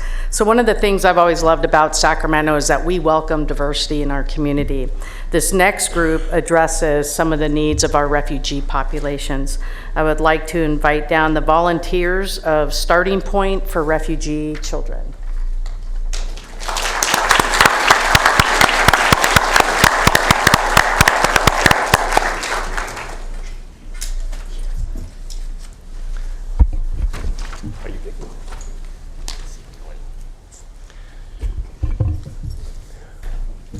Good morning. Hi. Well, I'm, again, very pleased to, as Michelle said, to recognize this organization amongst all the organizations and individuals we represent have recognized this morning and commended. And this is a relatively new organization, about 16 months? Yeah, so very, very, very new, but it shows, I think, one of the things I was thinking about is that obviously for all the needs that are being met, and certainly the services being provided, there's always room for more giving, and obviously to help fill some of the gap in the needs that are out there. And Starting Point for Refugee Children was founded by Vicki Moy, along obviously with some support from others close to her. But it was inspired by, as Michelle said, by some of the refugee students who were arriving here early in their settlement here in this country, but the stories of not only living in the war-torn and oftentimes impoverished countries that they were coming from, but the struggles they've encountered on their journey to our community. And so with that inspiration, obviously a servant's heart, and a lot of good ideas and probably very little resources set out to address some of that need. And so over the course of the last 16 months, the volunteers with this organization have helped prepare and distribute a variety of items for various community projects, including the Backpack Project, the Warm Hearts Project, Next Step Project, and soccer program. So touching various aspects of young people's lives and, of course, their families. And I think it's really, again, inspiring not only what this organization has achieved in a very short amount of time, but I think the open arms and the welcome that they present to folks who come here who again, may have very little to their names, and again, it may be very strange in a setting that is often daunting, but nonetheless, there's a friendliness and there's an aspect to certainly the essentials in life, but also that warm hand and that reaching out to people of all ages who come from a variety of walks of life and obviously are refugees in our country, in our community. And so we want to thank you for the multitude of ways you've touched people's lives, the volunteers of Starting Point for Refugee Children. We commend you and certainly thank you so very much for the tremendous good that you're doing in our community. So with that, congratulations.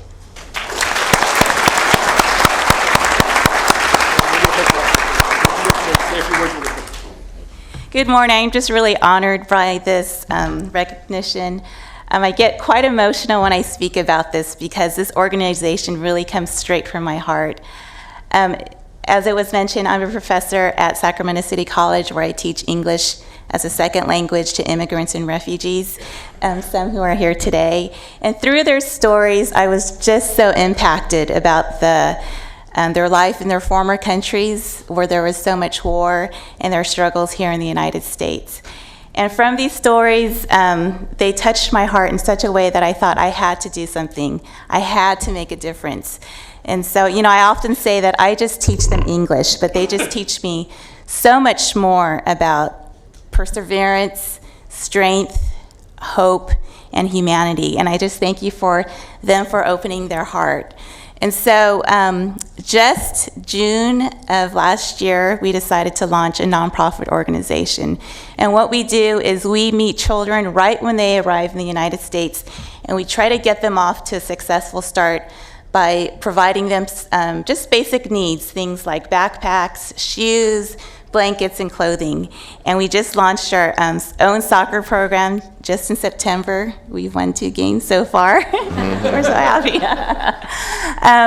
And so we could not do what we do without all of our volunteers, our band of volunteers. Just in the 16 months alone, we've reached out to close to 1,500 children in our area.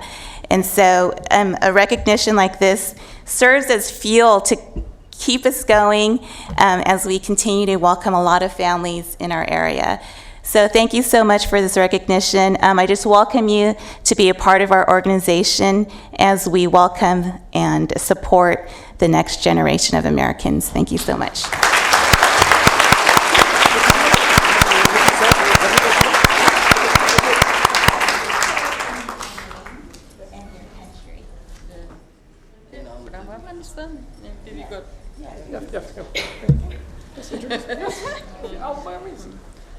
Hello, my name is Bibigol. I'm from Afghanistan.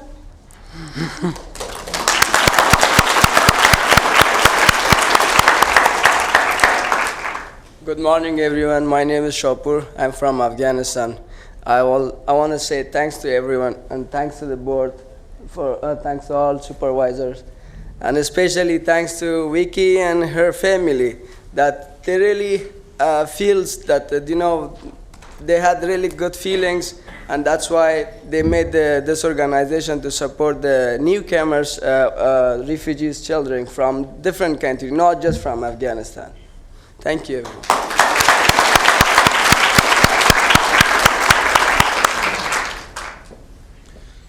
Good morning, everybody.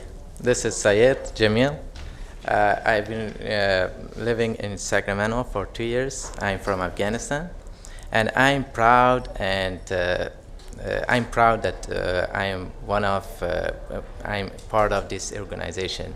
And thank you very much from Victoria, and thanks for everybody. Thank you.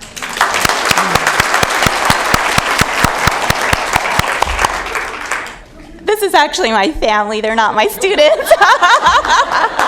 But, I just really thank, just for their support. Especially my husband, who many don't know was the one who gave me the idea for the nonprofit organization, because I was just thinking, gosh, how can we make a difference? And so he said, Vicki, I think we could have the most impact if we start a 501c3. So we did very quickly, and everything we've done is just a fruit of that. So thank you.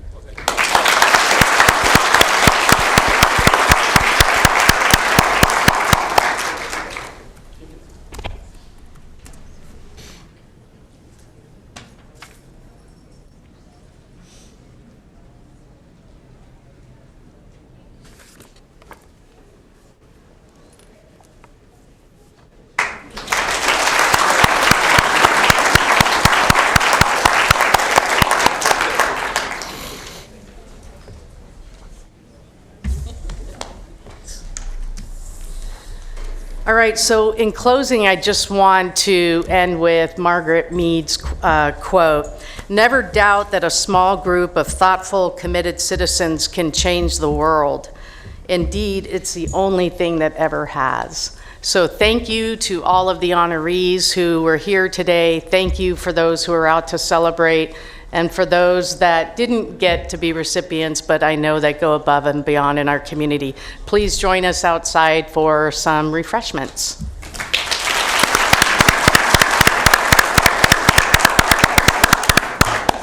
And if you want to see yourself on television, this show repeats on Channel 14 at 6 o'clock. And the board's going to take a 10-minute recess to join you for refreshments.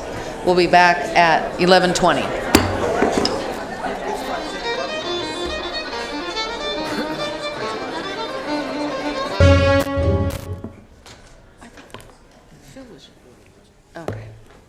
I'd like to call back to order the Sacramento County Board of Supervisors for November 6, 2018. Supervisors Frost. Here. Kennedy. Natoli. Here. Cerna. Here. Peters. Here. You have a quorum. Thank you. Item 42, you are acting as the Sacramento County Water Agency and the Board of Supervisors. Authorize the approval of the Memorandum of Agreement among Wilton Rancheria, Sacramento Housing and Redevelopment Agency, Sacramento County Water Agency, and the County of Sacramento for the Walnut Grove Winnie Street Water System Project. Okay. Good morning, Chair Peters and members of the board. My name's Dave Underwood, representing We Water. can't hear you at all. I don't know if it's, you need to let me raise get the podium. closer. There you go. Yeah, the dais. Okay. I'll just stay put. Yeah, and stand in the middle when you talk. Thank you. Okay, thank you. My name is Dave Underwood, representing Water Resources. The item before you this morning is triggered by a construction project in Walnut Grove. In late summer of 2016, the Sacramento County Water Agency and SHRA, through a grant, was replacing a substandard water distribution system in Winnie Street. In November of that year, excavation efforts encountered tribal resources and remains, halting construction. The Wilton Rancheria tribe was contacted for consultation. Approval of the actions outlined in the staff report will allow construction of Winnie Street to move forward for completion while respectfully caring for tribal resources and remains. Property acquired by SHRA and given to parks will be split into two pieces. One piece, along with an ingress-egress easement, will be deeded to the tribe. The remaining piece will be deeded to the adjacent elementary school. Lastly, the rezone of the property deeded to the tribe needs to be rezoned from SPA to cemetery use, provides the tribe a place to reintern their tribal resources and remains. Approval of these actions allows the tribe to fulfill their ancestral customs and traditions, and for the Winnie Street residents to receive safe and reliable drinking water. And I have an overhead. So, Mr. Natoli, did you wish to speak before he finishes? No, as soon as Dave was done with his presentation. Okay. So it won't be long. So if you look on the upper left part of the drawing, there's some blue lines. That's the Winnie Street project. Star is where the resources were found, and the red area is the parcel where the mitigation parcel where the resources will be reinterred, and the remainder parcel will be dedicated to the adjacent elementary school. And that's all I have. Mr. Natoli? Yeah, thank you, Madam Chair. Dave, thank you for the presentation, and I want to make a few comments, but certainly express thanks and appreciation to the Sacramento County Water Agency, certainly you, Dave, for your work, and Michael Peterson on behalf of the department, Sacramento Housing Redevelopment Agency for their work. I know that this has been a little bit of a journey, and certainly you want to thank the Wilton Rancheria, the tribal representatives that are here, and we'll hear from Chief Chucky Raymond Hitchcock in a moment. But board members may remember that this parcel came back to the county a couple of years ago now. It initially had been part of Mercy Housing Project, and then during the recession, Mercy wasn't able to finalized the obligations there, came back to the agency, and the agency then worked with the then Jeff Leatherman and Rob Leonard and others to bring it over to the County Parks Department in a holding status. And as a part of the effort, and I just wanted to note this because I think it's worthy of note, that we continue to make investments in our Delta communities and have been working, as my colleagues are well aware, to try to bring sanitary sewer to the communities of Freeport and Hood and Franklin. We're improving the water system in the town of Hood. We've, over the years, acquired various segments of the kind of a amalgamation of small water systems down in the East Walnut Grove area. And we're not the only service provider. Cal-Am provides water on the west side of the river in Walnut Grove. But here, I think the water agency has been a responsible party, and part of this was to bring some existing residents and business properties onto the public water system there and continue to make that investment, that improvement.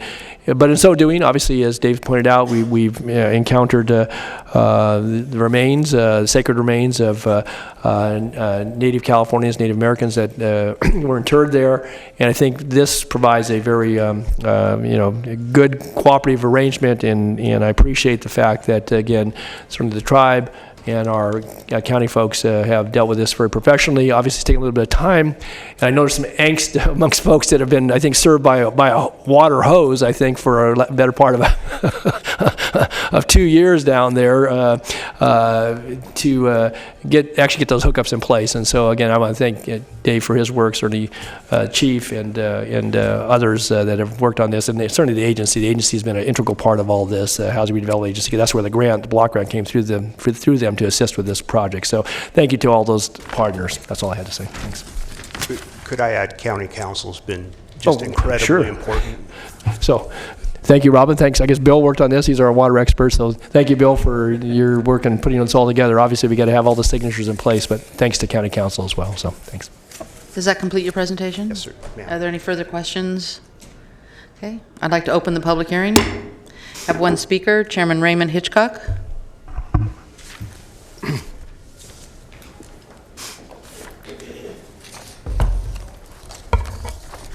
Good morning, Chairwoman Peters, our district supervisor Natoli, and the rest of I almost called you guys city council supervisors. Oh, then you'd get a no vote on it. Oh. Got to be very, very careful with that. We're in Sacramento City, aren't we? Yeah. Good morning. I'm Chairman Raymond C. Hitchcock. I'm of Miwok Anishinaabe descent. I'm the chairman of Wilton Rancheria. We're the only federally recognized tribe here in Sacramento County. Obviously, several months ago, which actually is more than we want to count, ancestral remains were found in Walnut Grove at the Winnie Street Water Project. Since that time of discovery, Wilton Rancheria has worked cohesively and diligently with the Sacramento County Water Agency, the Sacramento Housing Redevelopment Agency, to mitigate issues, work to repatriate our ancestors, and complete the much-needed water project in that area and get rid of those hoses. It's a testament to the good government-to-government relations between the tribe and our county that we reside in. On November 2nd, our 7-member tribal council, which is the legislative body of the tribe, they approved the current version of the MOA between the Sacramento Water Agency, the Housing Agency, and Wilton Rancheria. The tribe hopes this MOA can provide and serve as a model for future joint efforts of the projects in Sacramento County that may actually impact the tribe's cultural resources. The tribe fully supports the transfer of mitigation lands for the tribe for use of reburial of our ancestors in an appropriate location.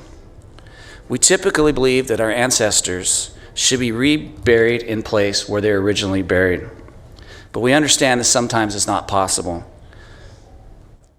Having an appropriate final resting place for our ancestors will be important to our tribe and to the ancestors that we lay to rest.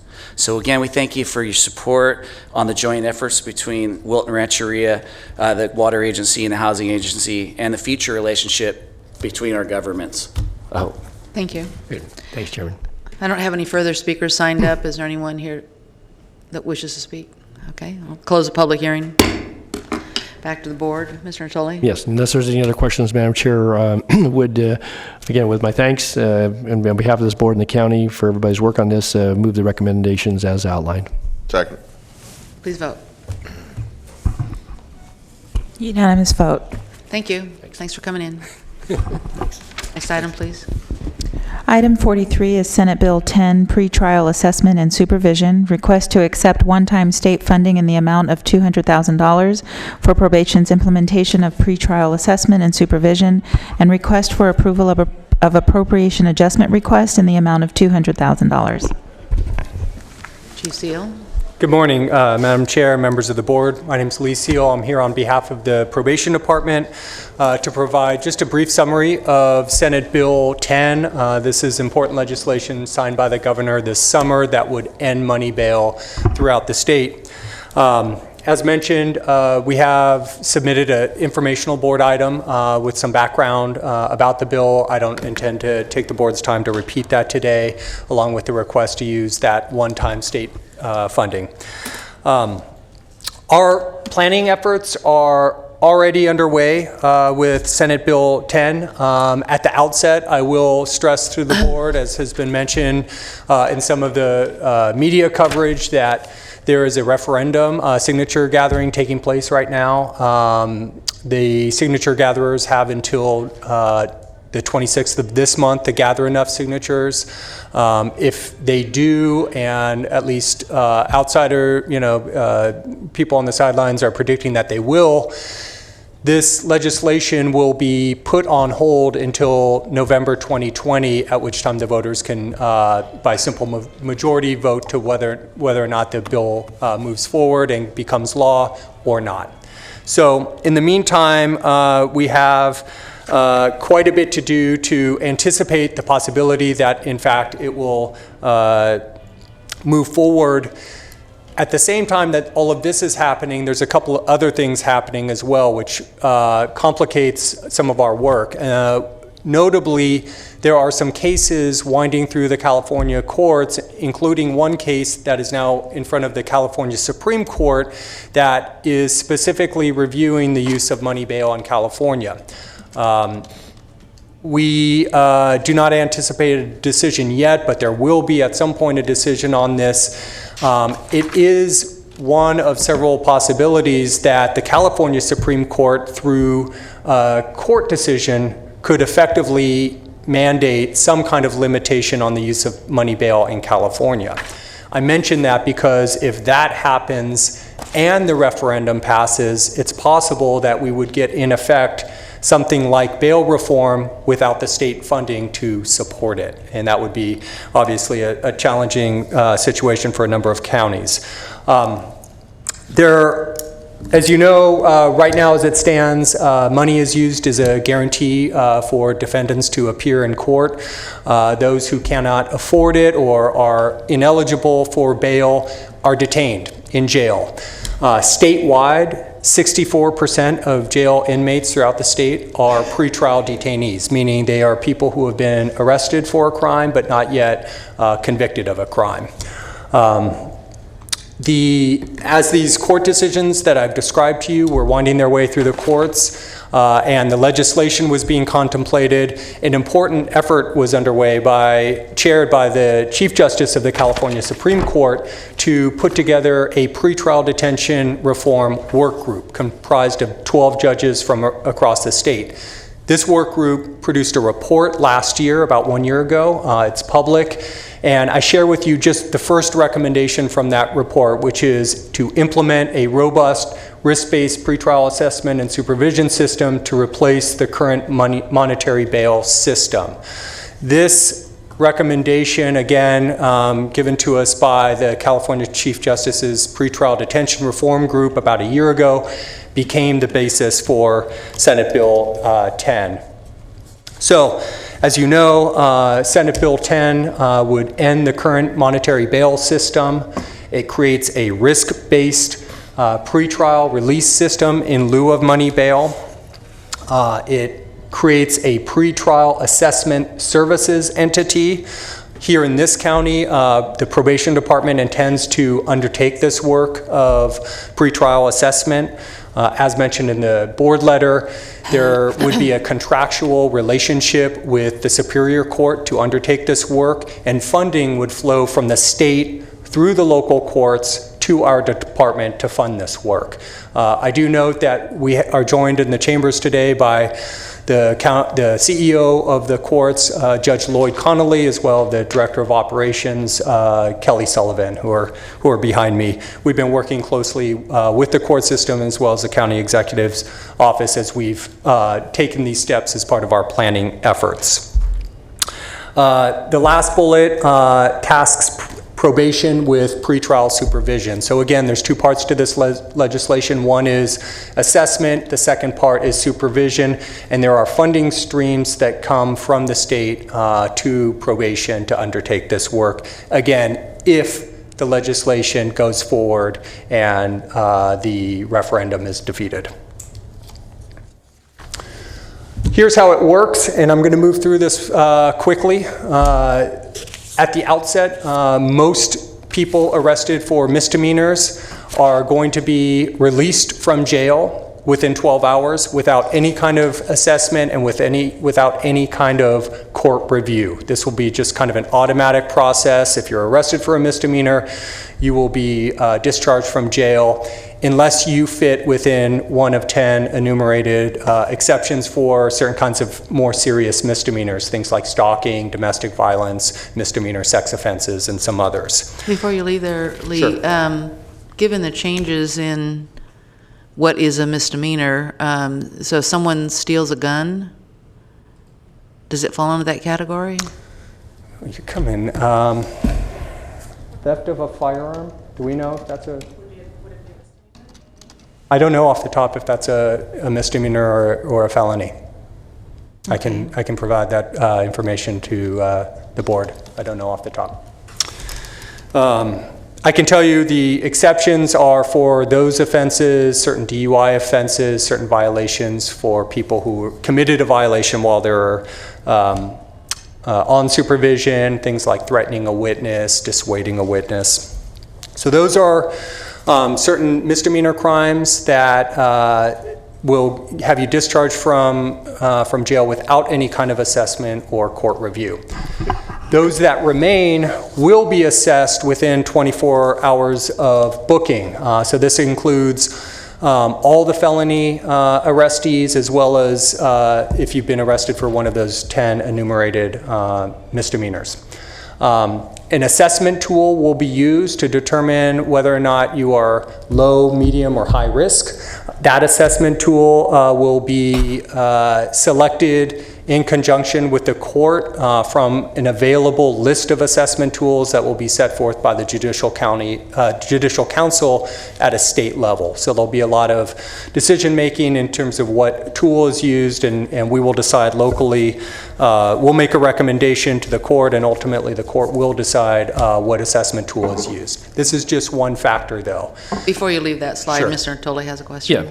Lee, if I could just for a moment kind of probe this just a little more deeply, then has there been any look at, again, the past isn't a determinant of the future relative to your jail population as it relates to certainly bookings or releases, but has there been some sampling done as to what this would mean relative to not only the population in the jail, but this kind of turnaround? And does it change? As you kind of started off, you said 64% of all detainees in jails in California are pre-trial.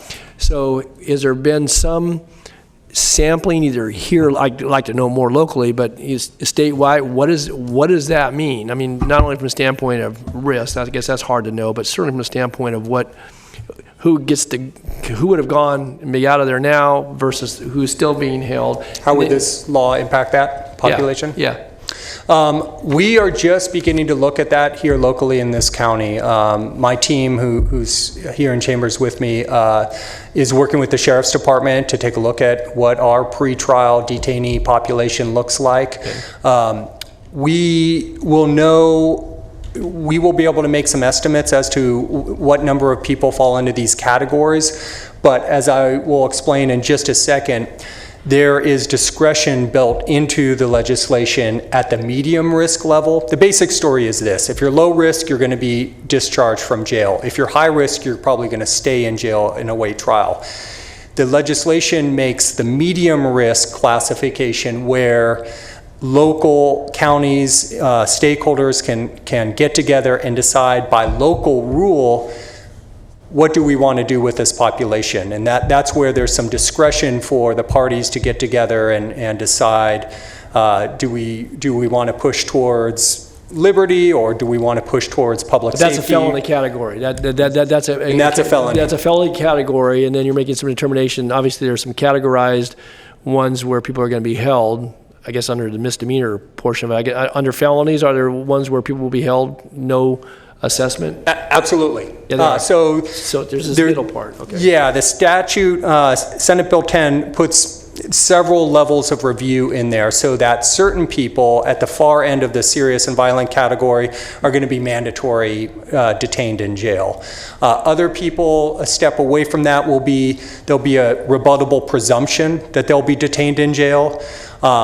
Now, if you go to this side of the spectrum, like I said, certain misdemeanants, they'll be released from jail. Local, low risk, they'll be discharged from jail. And then you'll have this population in the middle where that's really where some of the debate and analysis will have to occur, because that's where local stakeholders, depending on the culture and the norms of individual counties, can make some decisions as to, where do we want to fall in that spectrum. So sorry, that's a long answer. No, it's not. We can't exactly predict, because it'll depend on what that local rule decides. Okay, so one follow-on, because I think it's certainly what I hear anecdotally from folks from time to time, and that is that with a number of the low,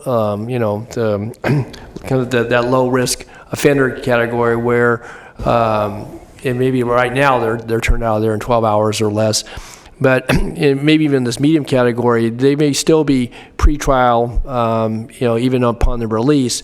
But the ability, particularly with those that are substance abusers, that fall in the category of drug use, and some, obviously the thresholds for thievery, for certain types of offenses now, don't even warrant, a booking. But the kind of inability to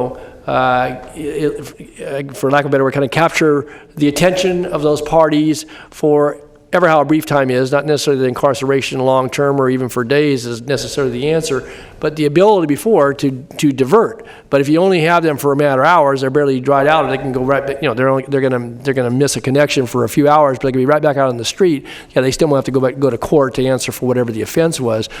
I guess part of the assessment tool, I would just offer this, again, kind of from a layperson's standpoint, but again, from what I hear from folks, is that I think that as a part of the look, we ought to look at that, because the ability to divert, and the successes, I know Judge Connolly and others know as well, with drug court and so forth, but you've got to have some ability to hold folks accountable to the degree that their offenses, get them into the criminal justice system, whether it's, an infraction or a misdemeanor or a felony, that whole spectrum. And so I guess, Lee, hopefully I'm being clear on this, that's something I think we ought to take a look at, because the ability to divert, they're going to get released immediately, but not just hand them a brochure and say, if you want help, go, go make a call, but to offer some motivation for doing that in a positive way, and incentives. Otherwise, folks will cycle in and out. They may not ever present themselves, but once in a great while in a booking, and then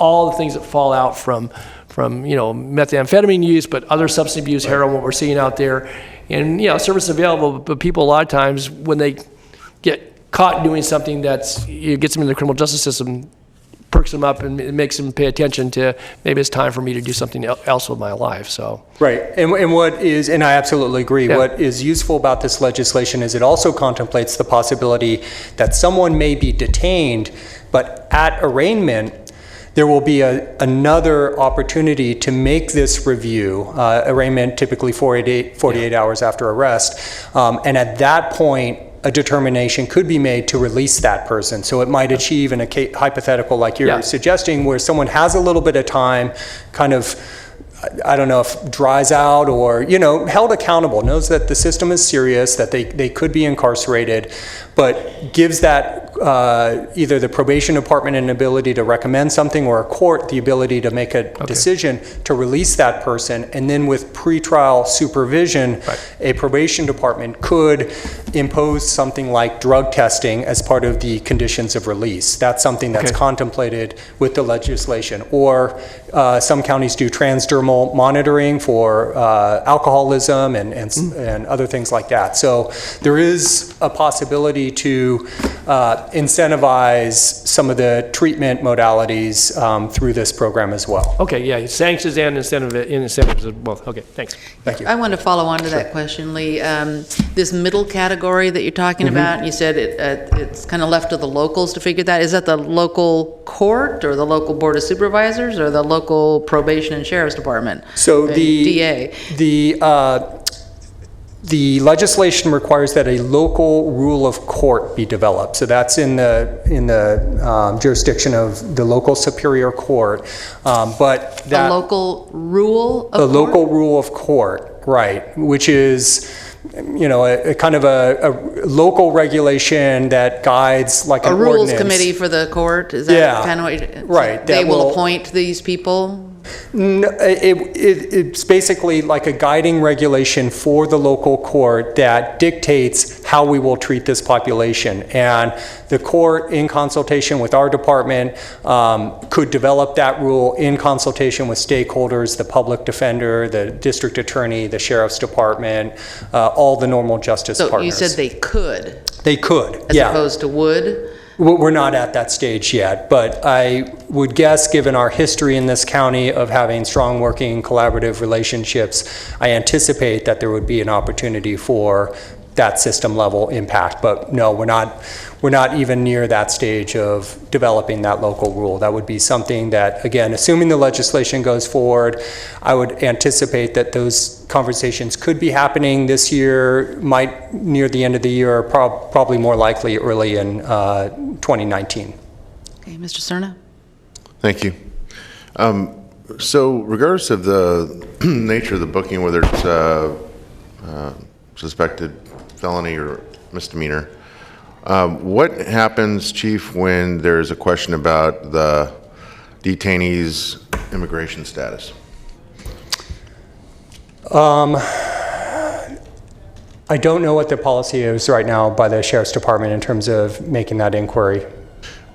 Is it fair to say that it would be applied, it'd be applied similarly to what's being done now, but I guess in the changed context of what the legislation does? There's nothing in the legislation that mandates a change in that regard to whatever the local practices are currently. So without knowing more, without having talked to the Sheriff's Department, I would assume for now that the practices would remain unchanged. But that's the most I know. And the reason I ask is that this is primarily, this is legislation that really changes the ability of local law enforcement and the courts, of course, to detain, right? It changes that fundamentally. Right. Well, as we all know, with kind of the advent of the contractual relationships in communities, one of which we had previously with ICE, I'd like to have a better comfort level trying to understand as best I can how that may be a specialty population that where that population doesn't have the full benefit of what the legislation does in terms of limiting that ability to detain, if that makes any sense. It does. I would anticipate, without knowing more, that that there would not be any particular detention based on immigration status, but you know, that's an area that could be subject to court challenge, I think. I don't expect you to have the answer today, but at some point I'd like some follow-up to better understand the certainty of that. Specifically, whether or not some boxes checked during that booking process and release process where the question is asked and answer about immigration status, and if the answer is it's questionable or not a legal resident, I know I like to understand exactly how, where, by whom they would not be released, and then answer the question, then what's next? What's the next step? Yeah, understood. Thanks. We will get back to the board with that information. Thank you. The assessment tool that is used looks at two specific questions. These questions are the likelihood to remain crime-free while released and the likelihood to return back to court. And those are the two essential questions that we're always looking for in pretrial detention decisions. As I mentioned, the tool will give us these categories, low, medium, and high. I've already indicated that low risk will be released within 24 hours without court review. There is an opportunity, as I mentioned to Supervisor Natoli, to impose conditions as part of that release. So something like office visits or drug testing, something like that could be imposed as part of that. Before you leave that slide, Mr. Cerna. Thank you. Yes. So we've read in the media once this bill was signed, all kinds of things about it. I thought I read somewhere that there's going to be some kind of computer program that's enlisted or some algorithm that's applied that spits out an answer to this question, right? Or at least this is what we're talking about with the assessment tool. Okay. When we say assessment tool, we're really talking about a question tree where you answer certain questions. For example, if we're trying to determine whether or not this person is likely to return to court, we're going to obviously ask, have they been in the system before, and do they have what we call failures to appear, FTAs? So are there prior FTAs? The tool will ask that question. The answer will be inputted into that tool. It's often computerized for sake of ease, and that's the algorithm where it weights certain answers and gives us a low, medium, or high risk score. Is this a program that will be applied in common fashion across the state for all counties? This will be a tool that is selected by the Judicial Council at the state level. They will probably choose a handful of tools that they will make available, tools that have been vetted by experts that people are familiar with, tools that have been used in various jurisdictions. They will select from the array. We as a county can pick one of those available tools, and that selection will be made, as I mentioned, with input from the court. But these are tools that are already in use. People are pretty well familiar with them. There's an Ohio tool, there's a Virginia tool, there's a couple different options out there that even we locally have looked at and explored a little bit. So is there any distinguishing features between the array of these various tools relative to the kind of the subgeography of the state, so whether it's regions or counties, that is different? I mean, will the same, could there be a distinguishing difference between how the tools applied in Sacramento County versus LA County? The results could be different based on if we have higher or lower risk population. To use the example I just gave about FTAs, if we have a population, if our people tend to have higher failures to return to court, that when inputted into the tool could result in a difference in this county as opposed to a different county. But the tool itself will be a standardized tool that is used throughout the state equally. There's a lot of interest, given some concerns that came up as part of the legislation, to ensure that the tools are used in a way that, to the degree possible, eliminates or minimizes any kind of bias. So, for example, we already use risk tools as part of the criminal justice system. We would never use a risk tool that makes a decision on the basis of a protected category or income level or anything like that could possibly be a proxy for something where I think all of us would have a concern about that resulting in a disproportionate impact. The use of tools is, in fact, the goal of it is to try to reduce some of the human implicit bias that could be a part of the system and make these decisions based on standardized, criminal justice information. There will be data that we also have to share with the Board of State and Community Corrections, and they'll issue a report on the impacts of possible bias with the use of the tools statewide. So there's going to be a lot of oversight because there is some level of concern about that particular issue. I think my own view is that tools typically do the opposite. They usually do a good job of eliminating bias as opposed to relying on purely human-based decision-making, which sometimes can show evidence of that kind of thing.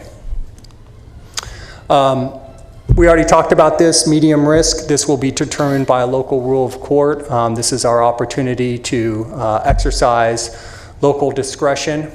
For those who have not already been released, it will be at arraignment, as I earlier described, where the court will have an opportunity with a report from the probation department to have that person, see that person in front of the judge and make a decision with all of the factors set forth in the probation report, helping guide that decision as to whether or not that person should, if they're in custody, should they remain in custody? If they're released, should they remain out of custody? I should clarify that first bullet point.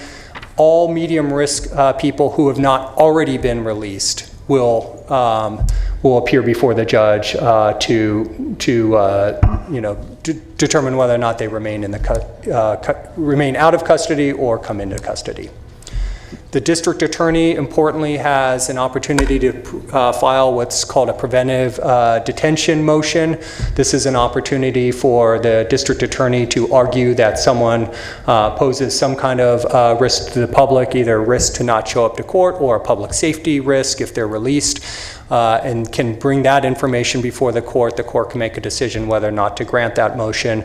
But this operates as kind of a public safety check on the legislation to make sure there's that opportunity there that someone who's high risk and shouldn't be released into custody, out of custody, that person is retained in custody. Before you leave that slide, Mr. Natoli?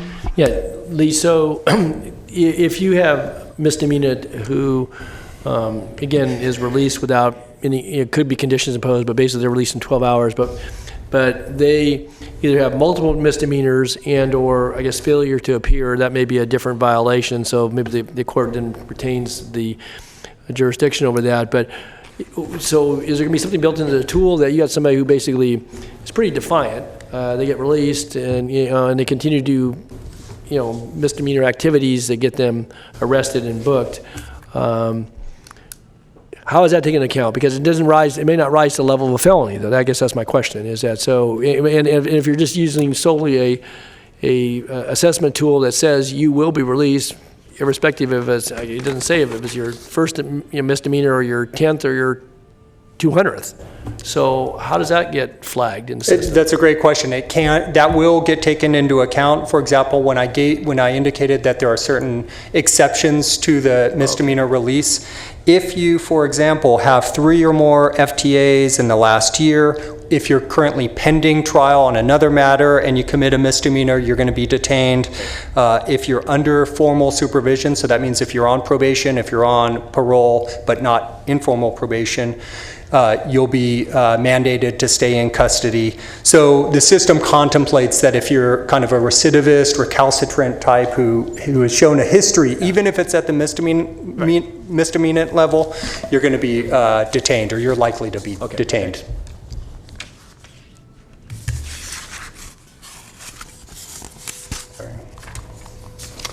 This is what goes into the probation reports. So also to Supervisor Natoli's question, and I think this is an important point because I think people rightfully have questions about the power of this algorithm or this tool. Is it going to be just kind of dictate according to some program the results? That's not the case. It will be one component of a complete report, which will include the current criminal charges, the history of offenses for this particular offender, any failures to appear, again, getting to that important question, and any other supplemental information, including contact will be made with the victim to ensure that the victim's voice is heard as part of this.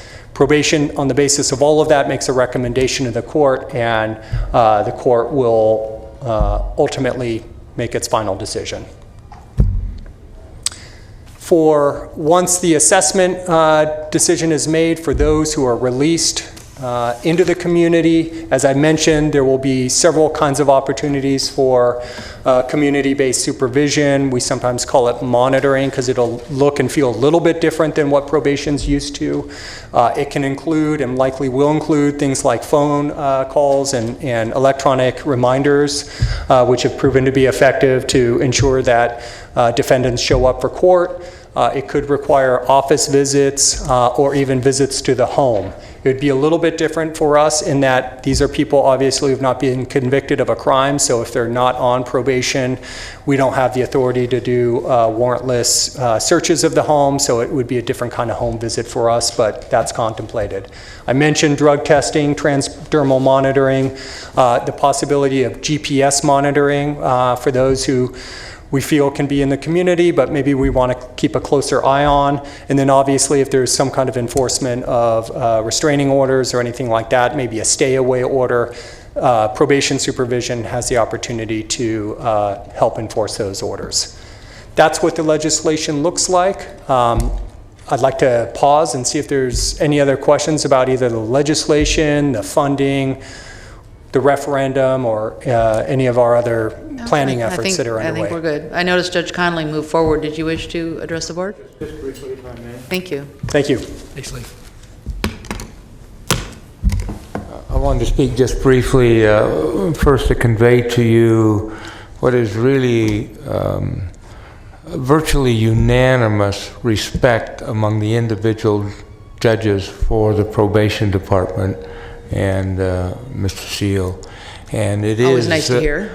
Yes, and that is a fulcrum of the court's decision to actually send a letter to the Judicial Council, which we sent about 10 days ago, expressing our legal intent to enter into an agreement with the probation department and ultimately the county for the implementation of this program. The questions touched on what are truly a number of unknown issues, but from my perspective, all of those will inherently be resolved in a joint fashion. There's a statewide debate now about assessment tools, and there's 4 or 5 that are recognized, and some people have strong feelings, one or others. I believe additional will be added to that list. Sacramento County will have a significant role. There will not be an assessment tool imposed upon us by the Judicial Council that the court doesn't agree with. And when I say that, I'm saying that the probation department here doesn't agree with. And the same thing with the rule of court. By statute, that is something which the judges will vote on, required to do as law. But there'll be a discrete number, a very small number of judges who draft that rule. And believe me, drafts will be going back and forth as we move to the final process. And we're just not going to, let me just be blunt, run over the probation department. We are together.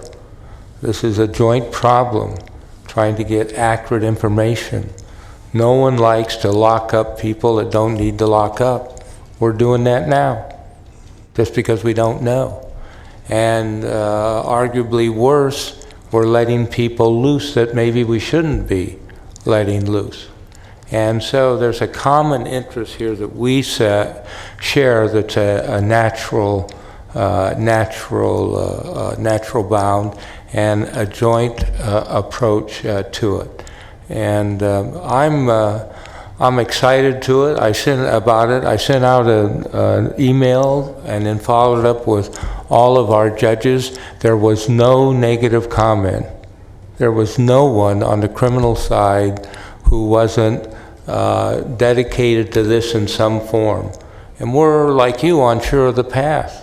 You know, we have SB 10, we have these initiatives, we have 3 Supreme Court cases now pending, but it is coming. And it's coming because it's needed.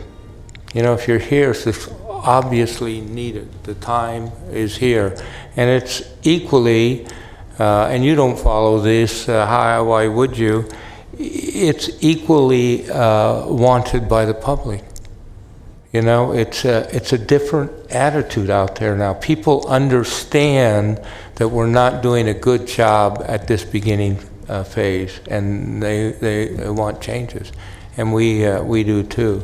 So it's a joint venture from our perspective, and by that I mean both in the doing and in the implementation and then the revisions as problems arise, because we have exactly the same goals. The ones we can grab a hold of, divert early, get into some type of program, even prior to the time of conviction, with higher successes that are potentially possible, and affecting that person's life and the community's life as well in terms of what this fellow goes on to do, and by the same token, stopping the guy that shouldn't go out. And so if we're not making those two goals, we're just going to jump right on it. I mean, we're just motivated to jump right on it because that's what it's all about. So I wanted to convey that to you. I wanted to thank the chief, the CEO folk have been good with us, and we're into this. I mean, we are dedicated to make this happen and help in any way we can. Okay. A couple questions. One, I think what we're talking about here is something that could affect how many people go in and out of our jail, which, as you know, we're struggling with that, with a pending lawsuit about who goes in the jail. And so I'm hoping that the rules that you put together reflect the sheriff's needs and the county's needs on who or how many people go in and out of jail. We have, as you probably know, under your CEO's leadership in part, established a jail population committee. I sit on that committee. Okay. Kelly is on that committee. There's a number of activities there. We have people there that shouldn't be there. They just shouldn't be there. And it's a strange thing because it's unfair to them in the sense that we can do better by them, and that it imposes this additional burden. And the bulk of the impact is going to be on that side. In other words, we're not going to be holding more people by net number. I believe there will be significantly fewer. And the court is sensitive to this in recognition of what's happening, obviously, with the jail. But we're recognition, it hits us because it's this person in front of you.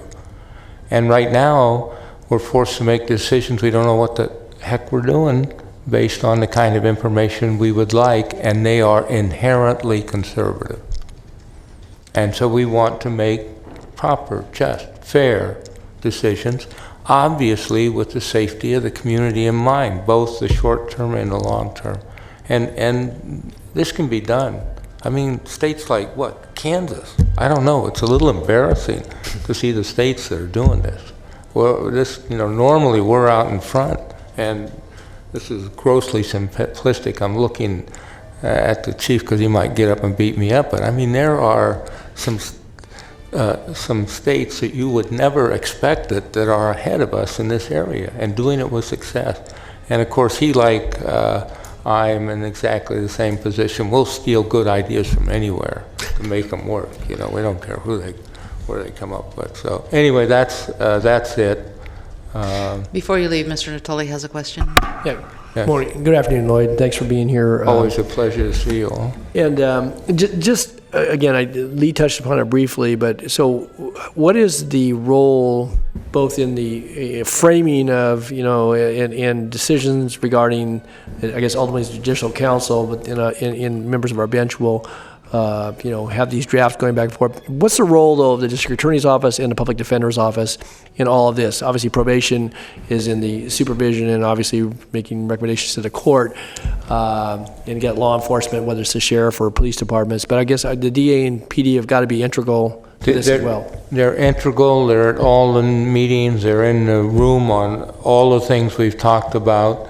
They are reasonable together. I'm not saying they don't have disagreements on occasion, but I've been in a lot of rooms where they're arm wrestling, and almost always an accommodation is reached. And sometimes probation is helpful in identifying that, and quite candidly, sometimes the court is as well.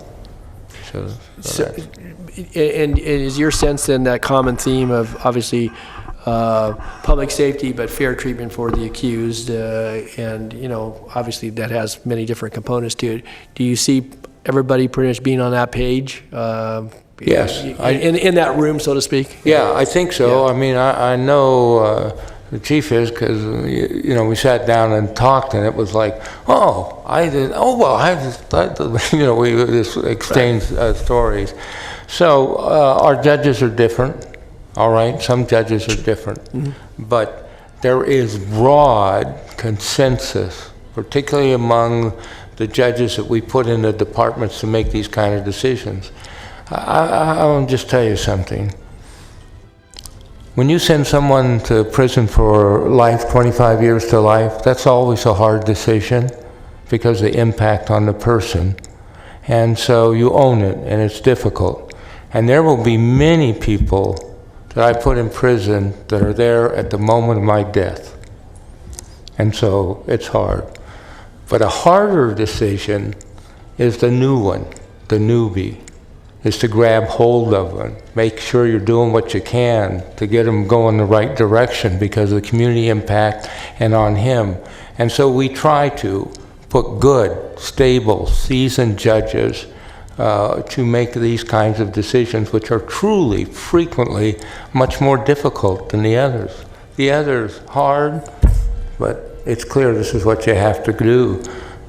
First time in prison, the holding for 2 months before you get to a court for trial, those decisions are frequently much harder in the real world. And so you approach them with the care, and we try to have the judges there. We've identified for our committee on this Judge Roman. He's in the home court, experienced, mature, life judge who is the kind of person you'd want to make these decisions, and who is leading internally from the judge side our process. Thank you, Judge Connolly. Thank you very much. I don't see any other comments, but thank you very much for coming over to talk to us today. And it is a felony when they steal a gun, but sometimes they steal a gun to protect themselves from domestic violence in a unique situation, and it's charged as a misdemeanor. But Prop 47... But it's very unusual. It's a felony. Oh, did they clean that up? Okay, all right. Sorry, asked you a question that had already been taken care of. All right, thank you. Thank you. Thank you. Any other questions about this item? We use a motion. Move staff recommendation. Second. Please vote. Unanimous vote. Thank you. I have an off agenda. Oh, I'm sorry, Jeffrey. I thought you were off agenda. You always talk off agenda, not on a specific item. Not always.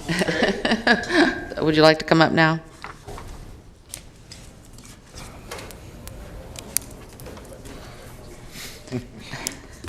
Board, I am your public. I'm also served in the past on your recidivism committee in the Sacramento County. Yes, in working some of this legislation together, I will offer you you need to pay attention to both mental health, and you need to pay attention to from the Sacramento State, because you will find they're beginning to do case studies, so you will learn more information about this.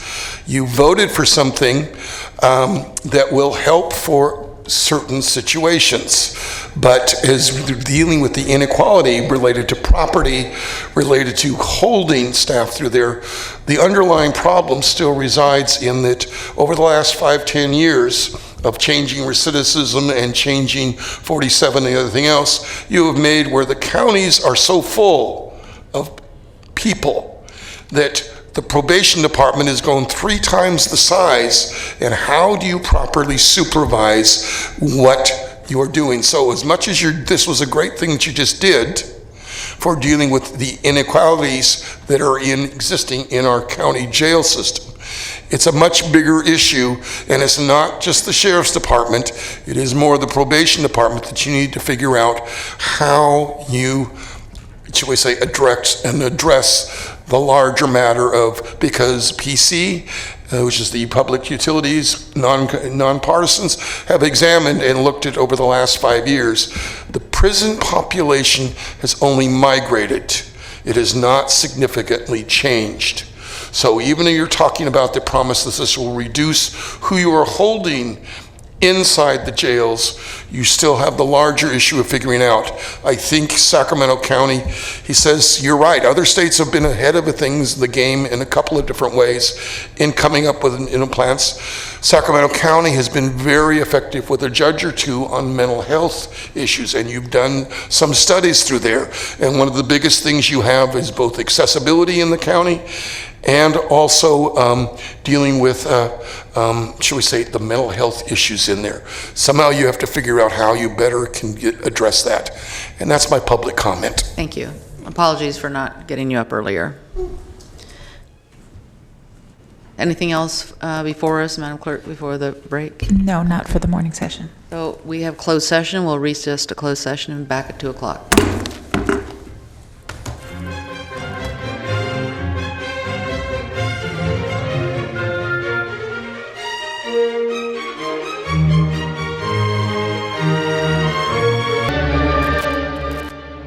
I'd like to call to order the Sacramento County Board of Supervisors afternoon session for November 6, 2018. Madam Clerk, please take the roll. Supervisors Frost? Here. Kennedy? Here. Natoli? Here. Cerna? Here. Peters? Here. And you have a quorum. Item 44, I need a motion to drop the ordinance to amend the Sacramento County zoning code related to Community Planning Advisory Council's appeal fee waiver. So moved. Second. Please vote. Unanimous vote. Item 45, resolutions adopting the consolidated planning application fee schedule and the parking lot shade tree replacement account fee schedule. Good afternoon, members of the board. Leanne Moffett, your County Planning Director. I am here to give a presentation, but I do not have a PowerPoint. Yay! You get a gold star. There's nothing graphic in here. So I am going to go over the materials that are in the board report with regard to the fee package that we have in front of you. I'm going to start off by talking about the design review fees. So we have long had a structure in place for non-discretionary design review that has major, minor, and incidental design review fees. But for discretionary entitlements, we only had one fee, which was a higher cost fee of a little over $3,000. And over time, we've discovered that just because something's a discretionary entitlement doesn't mean that it necessarily warrants that fee. So instead, we want to move it to that major, minor, and incidental so that certain projects can avail themselves of the lower fees. And then we also have a fee for projects that are reviewed by the regional parks when there's a parkway item, and that fee remains the same. It just shifts some of the money over to regional parks because they're taking the lead on the review. So the fee amount is the same, it's just who gets the fee. The next category of items we have are a number of cleanups. A lot of these are items that don't come up very often, and after we adopted the last fee schedule, we in some cases had an item come up and realized we didn't have a fee for it. So there are 3 items that on very rare occasion are elevated to the board. Those are abandonments, boundary line adjustments, and special development permits that we just lacked board level fees for, so it recreates those that used to exist. We also missed having a line item for zoning administrator special development permits. We are asking for an increase for the sheriff's participation in the alcohol PCN process of $10, which is a fairly minor adjustment. And then we're adding footnotes pursuant to prior board direction about not charging a fee for certain urban ag items, and so we'll get that notation noted on the fee schedule. Then we have 3 categories of new fees. The first is public health review. There is a more detailed write-up in attachment 1 to your board report, but back when the county adopted the 2015 zoning code, we incorporated into that the importance of public health in the built environment with active design strategies. And so since that time, Public Health has been participating in the review of a number of relevant entitlements, and they now sit on the county's project review committee. So this fee allows them to recover some amount of money for that. It applies to 10 entitlement types, so it doesn't apply to much of what we do, or a lot of the entitlements don't have this fee. And the fee range is between $88 and $264, which is commensurate with other departments and agencies' reviews. The second new fee is for the survey section. So we are now using survey section to provide expertise on a number of applications to review site plans, boundary line determinations, and particularly whether parcels were originally created in compliance with the Subdivision Map Act, because there have been some historical problems with property owners pulling parcel numbers or creating deeds and creating parcels that aren't necessarily buildable outside of the Map Act. So this allows them to raise issues earlier in the process. We're finding that that helps resolve things by identifying problems right up front so that they can be addressed, and we believe will save time and money in the long run. And then the third fee is for replacement parking lot shade trees. This is called for in the zoning code, but we have never established a fee. And so what this is used to do is to discourage property owners from removing healthy, mature, required shade trees in parking lots like commercial and industrial areas. So it does not apply if a property owner comes in and gets a tree permit, like if you have a unhealthy tree, you can certainly get a permit to remove that tree. But if someone simply comes in and cuts down their mature required shade trees, then this fee is based on the wholesale value of the tree when you replace it. So presumably they may have a mature tree, they're going to replace it with a small 15-gallon tree, and so the fee is based on the wholesale nursery value of the new small tree versus the larger tree that it would take to replace that. Now, if they had a small tree to begin with and they replaced it with a small tree, there wouldn't be a fee. We will also be working with the board in the future on the use of those funds, and it will be for trees and landscaping items. And that concludes the staff presentation. Questions, Mr. Natoli? Thank you, Madam Chair.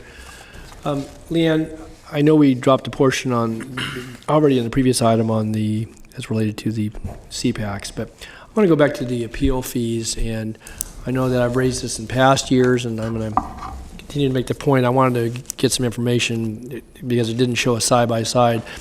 On the updated fees, as I understand the chart on page 2 of the chart here, that in order for someone to get a matter before the Board of Supervisors is $4,000, whether it came from the delegated authority to the BZA or from the Planning Commission.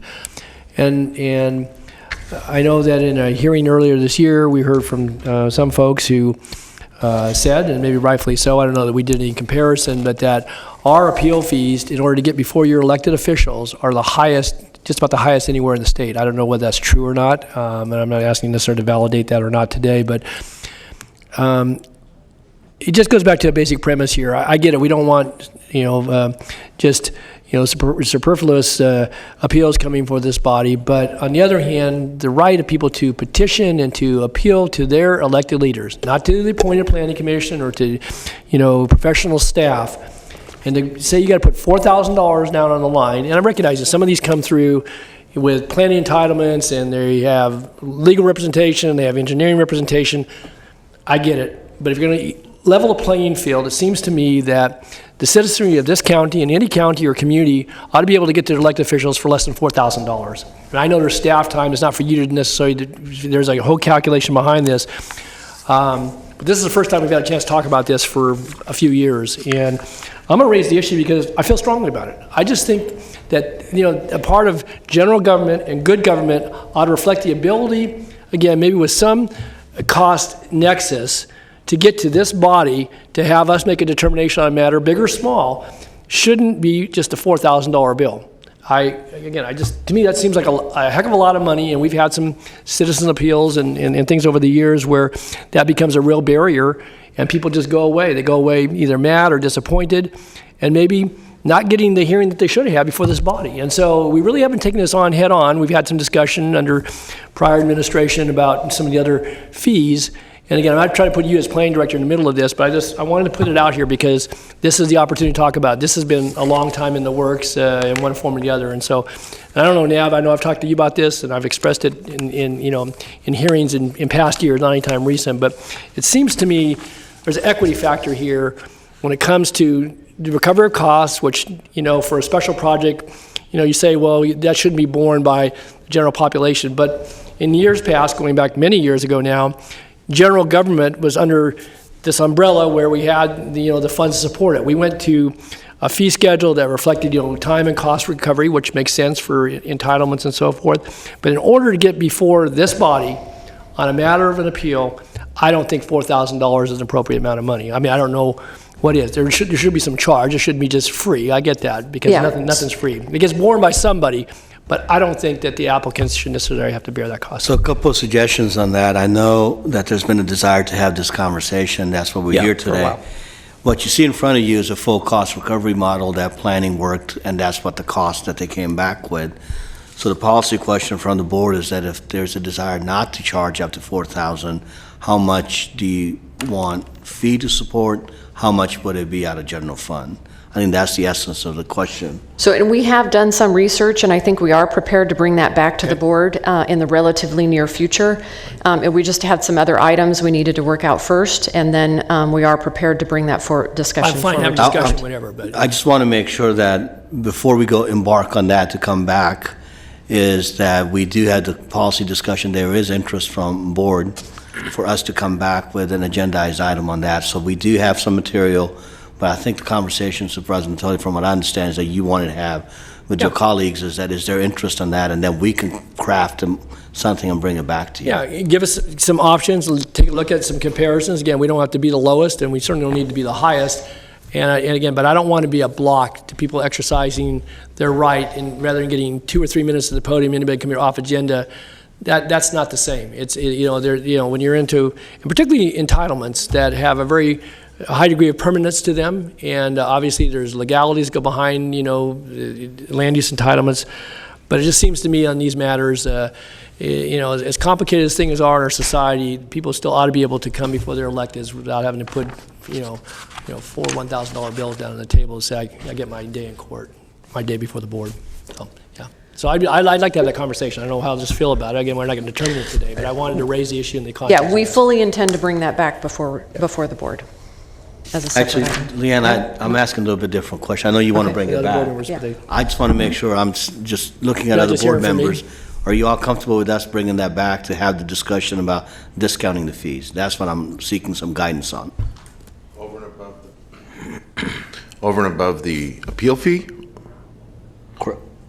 Or just the appeal fee? Just the appeal fee. No, I'm supportive of it's the appeal fee. Have a focused discussion on that particular fee, yeah. And to be more specific, I think I've asked for it before, if we could have information on what other jurisdictions, because whenever we have this issue come before us, people always claim that ours are so much higher than everybody else's, and I really don't know. I don't either. Yeah. Okay. We'll bring it back. Mr. Cerny, did you still wish to speak? Yes, please. Okay. So, of the fees, Leanne, that you're asking the board to consider today, how many, if any at all, will or could affect the provision of affordable housing in its various forms? For the most part, I would say these are not directly related to affordable housing. The change to design review could be a minor decrease, but I don't think most new affordable housing projects would necessarily be a minor sign or whatever, okay. Right? They'd probably be a major construction, so sure. I don't think there's any change there. The public health review could be a very minor increase, okay. Which would probably be a very small percentage of the overall costs. I don't know how much the survey section work would tend to relate to affordable housing. I think not. Okay. But well, I know that this is fairly specific today, what you're asking us to consider, but in light of especially the discussion that was had, I believe, last week or the week prior at the Sacramento City Council on impact fees, development fees that do affect the provision of affordable housing in that jurisdiction, I would like us to consider coming back sometime in the first quarter with a focused discussion on kind of the universe of fees, the entirety of our fee schedules that are affecting affordable housing, provision of affordable housing, to understand whether or not there's room for or need for change relative to that suite of fees, in the interest of obviously reducing the cost for something that I think we can all agree is much needed here in this county and elsewhere. I don't know that we've actually had that focused conversation here before, especially given the fact that this crisis continues to mount the way it does. Yeah, it's been almost 10 years. So when you mean fees, it's inclusive of impact fees, any other kind of fees we charge, the whole package. Yeah, and I think, having an honest discussion about trade-offs, right? Whether or not it be a fee that is intended by design to be a complete cost recovery fee, and to Mr. Gill's point made earlier, if it was the will of the board, for instance, that we wanted to consider a fee reduction in one area, well, what does that mean in terms of the impact to the general fund? And I'm not going to presuppose what the disposition is of my colleagues or the entire board here, but I do think, given the fact that we have Prop 10 on the ballot, we have Props 1 and 2, we have just growing interest out in our various constituencies about the dearth of affordable housing. This is one way that we do have something in our immediate control. And we just haven't had that conversation. So I'm not asking it for tomorrow, because I know we have a lot that stacks up at the end of the calendar year, but I think it's fair to say perhaps by the middle of or the end of the first quarter of next year, if that could be agendized for a public workshop or a discussion by this board, I think it's time that we do that. Okay, we'll do that. Thanks. Yeah, I have a question about the tree fees. Mm-hmm.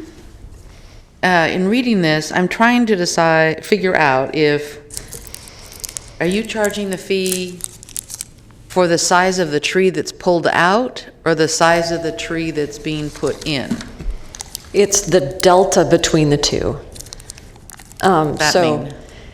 It's the difference between the two. So say you took out the equivalent of a 36-inch box tree, and you're going to replace it with a 15-gallon tree, so a much smaller tree, you're going to have to pay a $375 fee because you're replacing it with a smaller tree.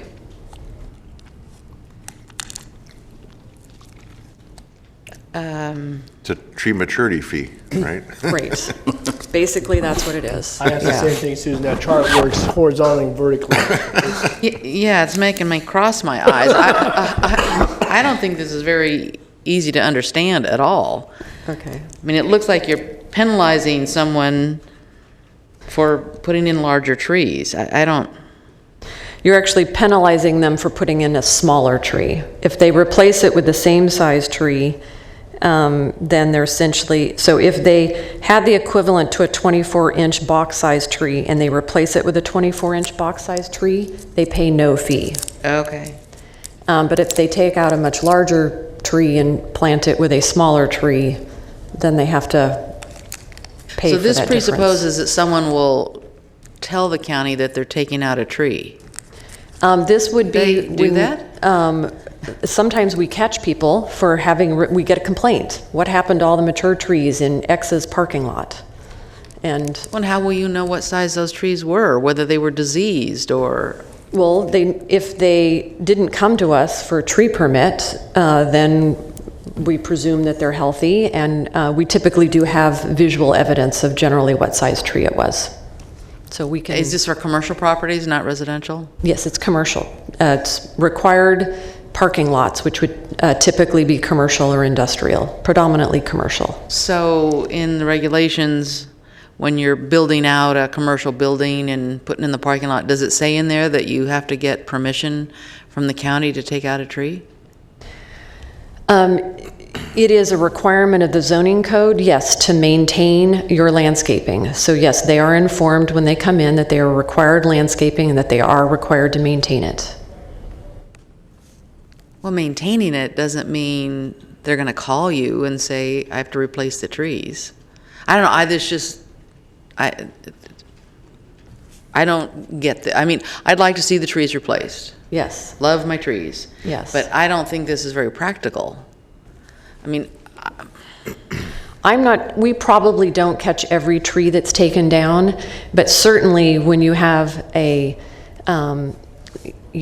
shopping center area where someone has come in and basically killed the trees for no good reason, simply because they want their signage more visible, then we do view that as a problem, and we do want a mechanism to be able to prevent them from removing, trees that have been growing for 20 years, providing valuable shade, and yeah. I think this is going to be very difficult to enforce. I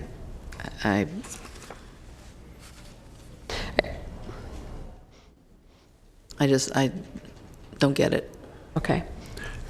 Madam Chair, maybe offer a suggestion here, again, without adding to paperwork and so forth, but particularly going forward on projects. I mean, obviously you got a lot of properties that come through, and there's been development standards that have been in place for a good deal of time, certainly parking lot shading, but just generally landscaping. It seemed to me that there ought to be a file maintained, digitally of, and maybe you do that. Maybe that's all put together. But just what was submitted, so you know what trees went in, so there's no dispute. Now, to the chair's point that, after 15 or 20 years, somebody cuts them down, then how you make that calculation is probably going to be more an art than it is a science, and it might be open to dispute as far as I know. But I think having some backdrop so that you know what actually went in, either when you file your final building permit or your final development plan, or things get signed off, that there's a point in time that there's electronic memory of that, and then you got you can say what was on plans, but even when you get things called on plans, you don't always put in 15-gallon trees or boxes, because as long as they get the landscaping in, we're not doing all that check. And so, I mean, you could have a major discrepancy, albeit you're going to have growth if they're properly maintained. And so I think that's what you're trying to get to here. I think the concept behind it is to certainly, not penalize folks that aren't behaving badly, but if there are those that, again, for whatever reason, decide they're going to, and maybe there ought to be some acknowledgement. Maybe that's the other thing, is that it'd be very clear on plans or on approval that, your landscape plan, your tree planting plan, it's a matter of record, and that, in the event that you might be, and there are subsequent owners and corporations buy the centers and so forth. But I think to provide a little bit of clarity, otherwise you just put a fee in and say we approved it in 2018, and, 2030 they decide they're going to take the forest out and put something else in, and they get a county permit, and then they're going to get a bill for God knows how many thousands of dollars.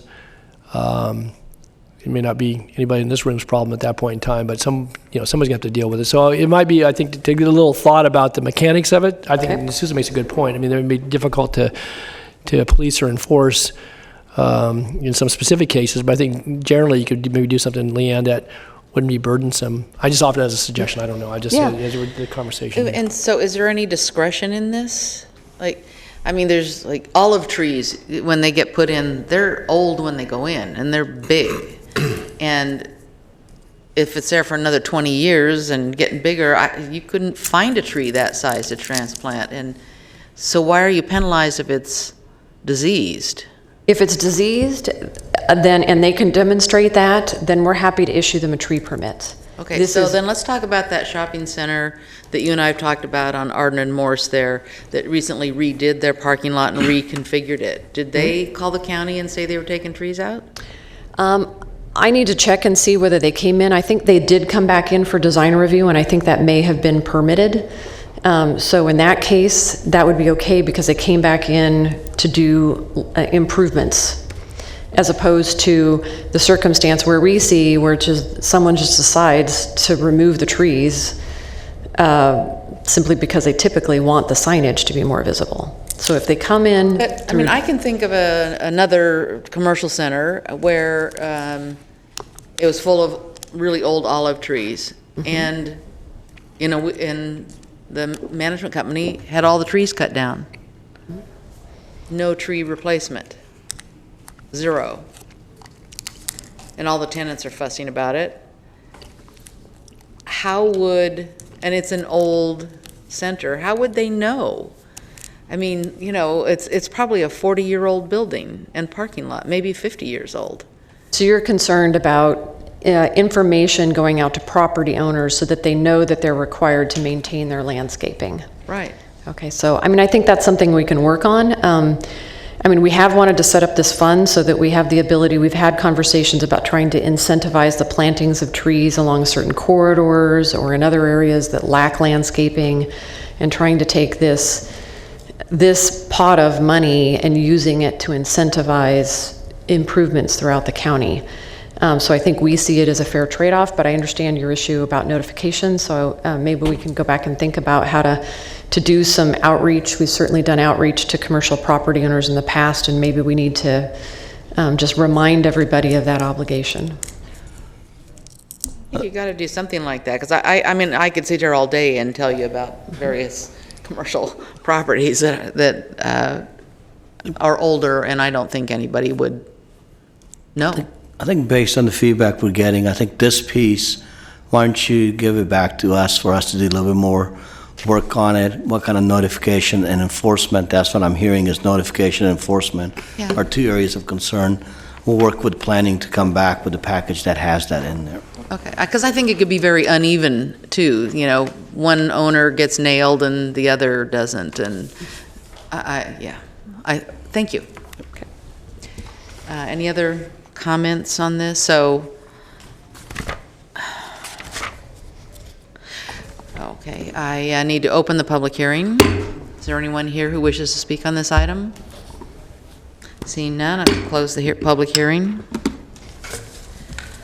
And you're planning to come back on the appeal fees. That's already in the staff report, so do we need any additional comment on that? Okay, so then I just need, and we need a motion that says we'll come back with the tree piece. Yes, so we luckily did have the split into 2 resolutions. So staff recommendation number 2 has to do with the rest of the fee schedule, which appears to be fine. Okay. And staff recommendation 3 has to do with the parking lot shade tree replacement fee. So I think we're just not, you just won't act on that. We're just going to deal with number 2. Just do number 2. Okay. So I need a motion for item. Second, and that's absent the appeal fee changes thus far. Please vote. Yep. Unanimous vote. Thank you. Item 46 is the George Hills Annual Report presentation.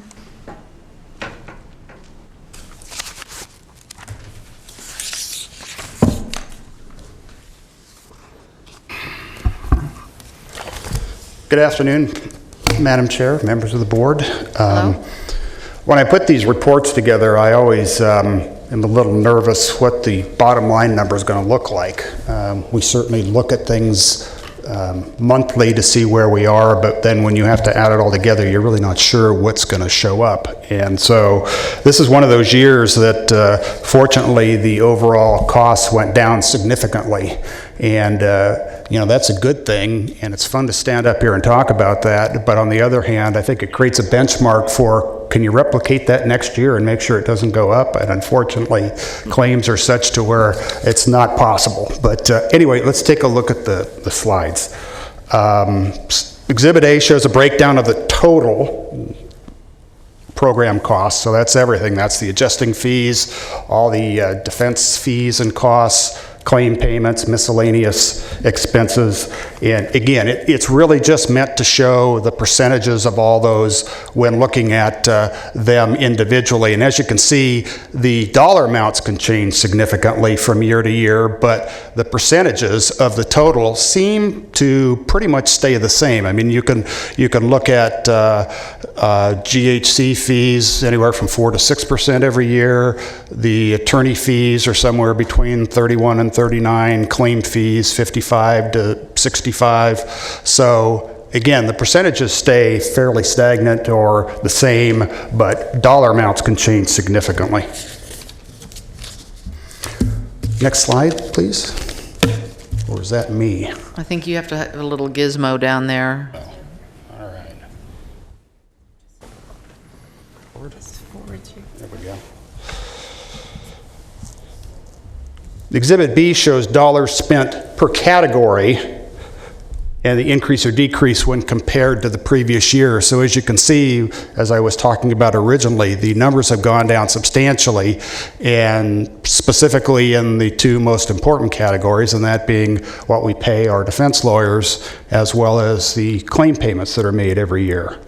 The amount of dollars spent in 2017-18 totaled $11,710,403, which is in stark contrast to last year, which was $17,416,163. So again, this decrease of 12% in the litigation cost category was due to several large litigated files being closed. The 42% decrease in claim payments was due to the decrease in large value cases in the overall claims inventory. It's not to say there aren't large cases that are still open. We talked about those this morning, and they're still active, but the number of larger exposure cases, the total overall, have decreased. And, you know, for paying $6,818,221, 8 cases made up 79% of that total. There was one case that settled for $1,003,000. There was another one that settled for 1.5 and thereabouts. 6 others settled for 2.5 million, and then all the rest of the settlements were relatively small. So again, it's always the large cases that are going to drive that number. And in this year, it was only 8 that drove 79% of those payments. Exhibit C shows an increase in the number of new lawsuits received. It happened many years going back in the early 2000s that we would get 100 plus new lawsuits a year, and those days are long gone. We're down to double digits, which is a good thing. There was an increase of 13 from last year to this year. In looking at the number of new lawsuits received, the majority continued to be in the area of employment practices liability, which is your discrimination, harassment, that sort of thing, as well as law enforcement related incidents. And again, the law enforcement related incidents are going to continue. It's not just here, it's everywhere. We all know that, and so it's not a surprise that the highest category is always law enforcement, and will continue to be that way. Exhibit D shows the actual dollars paid to the 5 firms that do work for the county. Again, it's a nice decrease in light of the large amount spent during the 2 previous years. There has been a reduction of, as I said, larger exposure cases, which is the main reason for the decrease. There is a difference, which you won't necessarily see. It's the difference between the amount paid to the defense counsel, which is $4,092,107. The actual amount of costs and fees that were paid to all defense counsel was actually $4.8 million, and these additional fees, which aren't paid to our traditional defense firms, it's where we have to hire a separate law firm because there's a conflict within our employees versus the county. There may be other reasons for conflict, but these are pretty much one and done cases that have to be assigned to outside counsel. Exhibit E shows the lawsuits closed without a payment and the number of litigated cases where claim payments were made. It's difficult to actively try and control cases where a specific overall result can be achieved, meaning closing more without a payment than with a payment being made. But the goal is obviously to defend every case and pay, as little as you can, but there's plenty of cases where it's a case of liability. It's just a matter of how much you're going to pay. So we always shoot for more than 50%, but as I said earlier, from year to year, it's hard to control claims, what are coming in the door, the types of claims. So while 50% I think is a good number, we'd much rather see 50, the 57%, or even 60% numbers, which we've had in the past. Exhibit F shows lawsuits by department.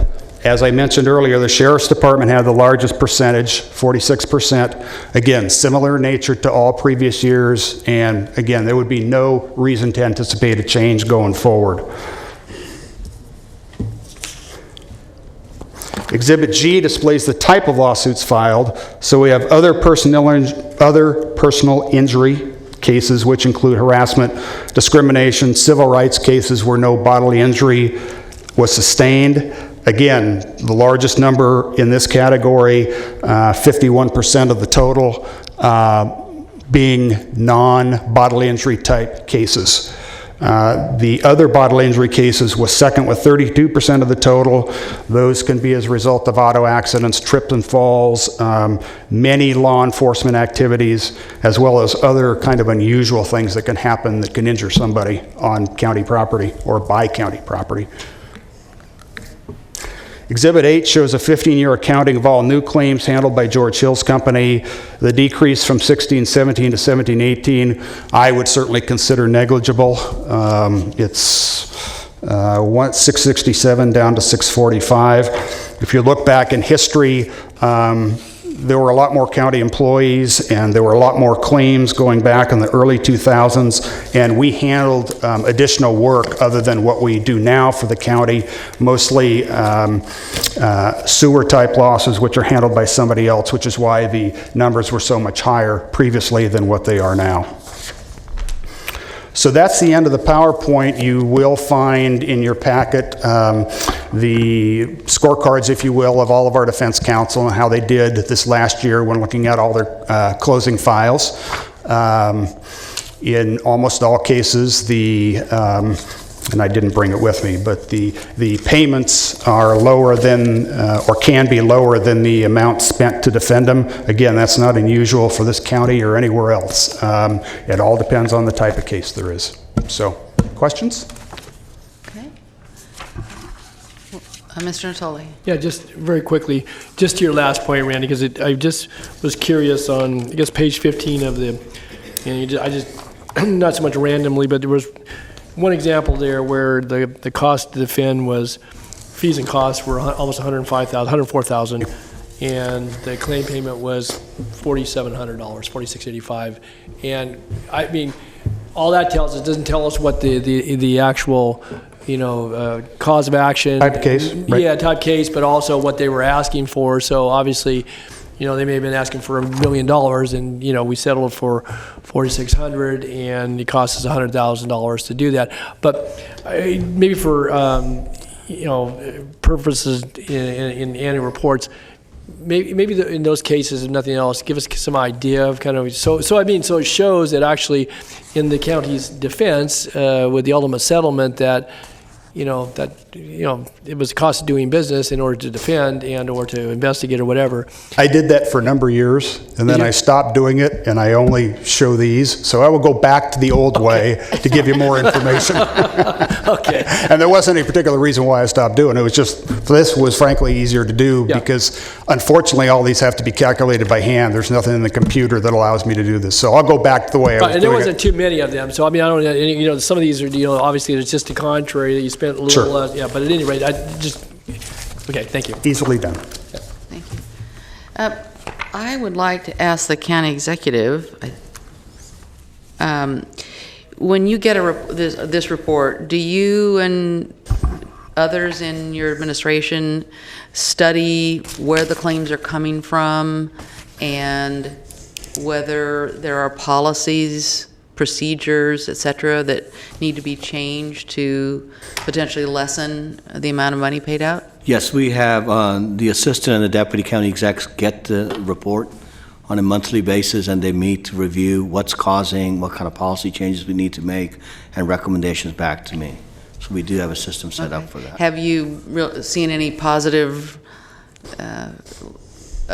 any lowering of the amount of claims, or the number of claims, or the amount of the suit? Not at this moment. There's some policy changes that we have looked at. As reported, some of the numbers that are shifting back and forth are fairly negligible, going up and down. The dollar amount payment is something that we do pay pretty close attention to, but some of that is out of our control too, if it gets in front of a judge or a jury.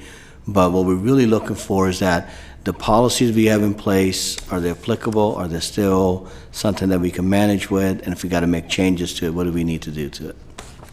And particularly if a particular department ends up getting more claims than previous months, that's a discussion with the corresponding agency administrator and department head on what's causing it to go up.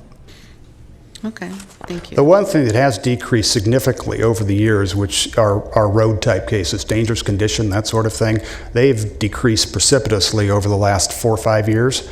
And as I understand it, there's more attention to maintenance. But we see such a decrease in those types of cases, which again, those can create the deaths when you have cars crashing into each other, that sort of thing, because of a dangerous road condition. We see very few of those nowadays. So, Mr. Cerna? Thank you. Have you ever prepared these figures by choosing some select counties of similar size so that we get an idea of the trend in claims, either up or down, on a either per capita basis for the county's population, or on a per capita basis based on size of organization? I have not. And how do we look? Right, I have not. Risk management has looked at that several times over the last, I want to say 5 or 6 years, when Steve Page was here, and he would look at similar size, Riverside County, there were some other counties, and they were similar, but I can't tell you similar such a general term. I can't answer that for you. I don't know whether we have that. We certainly could get that kind of documentation. Actually, and Mr. I Devine guess Dave's going to address that. Good afternoon, David Devine, Director of Personnel Services. Every year we do an actuarial study in terms of setting our rates for the next years, and they go through and they do a benchmarking against similar sized counties in terms of number of claims costs to see how we're tracking. So generally we're falling right in the median of those different agencies. There's nothing that's really. And we have to take into consideration too that most large agencies, like in terms of public safety here in the county, we have a large unincorporated area, where in most other counties that would be handled by a large city police department. So we have assumed more risk and more exposure right there. Sure. No, I appreciate that. I think though in the forthcoming years, when we get this report, it'd be helpful to have that as part of the presentation materials. Right. Because when you look at a chart like this, you may kind of squint and say, "Oh my gosh, trending looks good. Our claims are down." But I'd like to know, are claims down for other counties? Is it part of a trend that is trending with the rest of the state for some reason? Is it all relative to the size of the organization? Well, this alone will not tell me that. So I'd like to suggest that we begin to incorporate that in the years ahead when we get these reports. Sure, we'll include that data. Great, thank you. Okay. Any additional questions from the board? And is there anyone from the public that wishes to speak to this report? Seeing none. This is a receive and file item. Thank you very much, Randy. Thank you.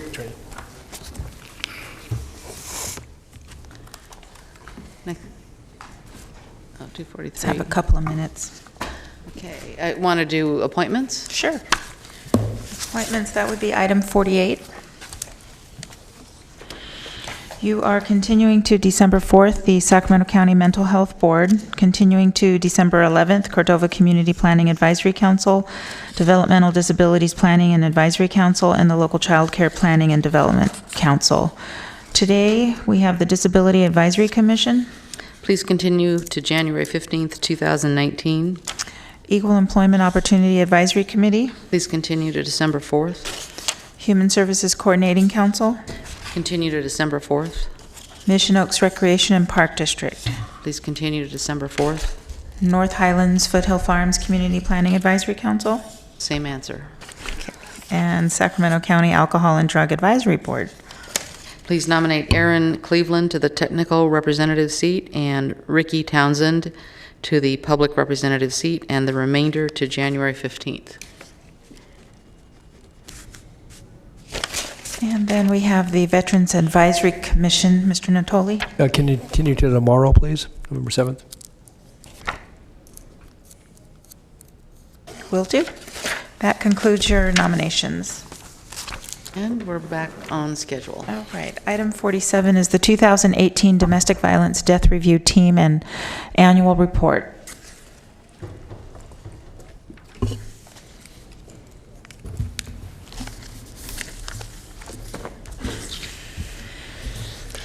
Good afternoon.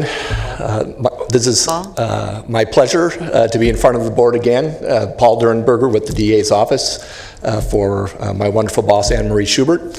I still chair the Domestic Violence Death Review Team, and as I believe this is our 19th presentation to the board. I wanted to thank the board for your continued support, not only for the death review team, but also everything that's encompassed in the Domestic Violence Coordinating Council, which includes the Domestic Violence Prevention Collaboration, the Family Justice Center, and all the collaborations that we try to do under family violence. I thought when I started today that I would begin talking about, because the death review team report is pretty dark most of the time. There is a light at the end of the tunnel when it comes to the other side of what the Domestic Violence Coordinating Council does, which is the Domestic Violence Prevention Collaboration and their support of the Family Justice Center. The Domestic Violence Prevention Collaboration, known as the DVPC, because everything in domestic violence has to have an acronym. I've come to know that that's true. They were formed by my sister's house and law enforcement and some other community groups getting together and saying we really need to have monthly discussions about how we can improve the way we do business with each other. Out of that became a lot of discussions, a lot of talks. The Family Justice Center was an idea that was proposed to them. They were very vocal in their support of it. And I'm very pleased to see, as you can see in the report that was given to you, that the Family Justice Center is not just open now, it's actually thriving. And I'm very happy with that. When we started out in July 2016, when it opened, the center was really just one room, a 2,500 square foot room. We had everyone packed in there together. We had lawyers, we had advocates, we had clients. It was not the best thing for attorney-client privilege situations, but everybody made do because we saw the big goal at the end. And now that we have phase 2 open, which is the collaborative center, we are open for business. We have now a really good separation between our lawyers and the advocates, and there's no issues with client privilege or privacy. We also have our community partners that are starting to move in because it took a while to get all of the infrastructure inside of the building ready to go. So my sister's house and the Lau Family Community Project is about to move into the center. We already have law enforcement moved in. We have the CPS interview team that's working with the center. And we also have our camp program, which I'm very happy to tell you has been expanded. We actually doubled it this year to 24 children. I actually am the Camp Hope coordinator in my off time.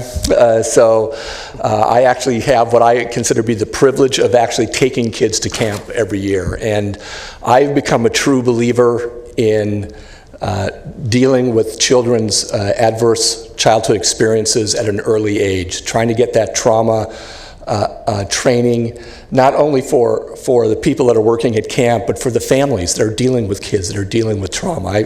I've seen little miracles every year that I do it.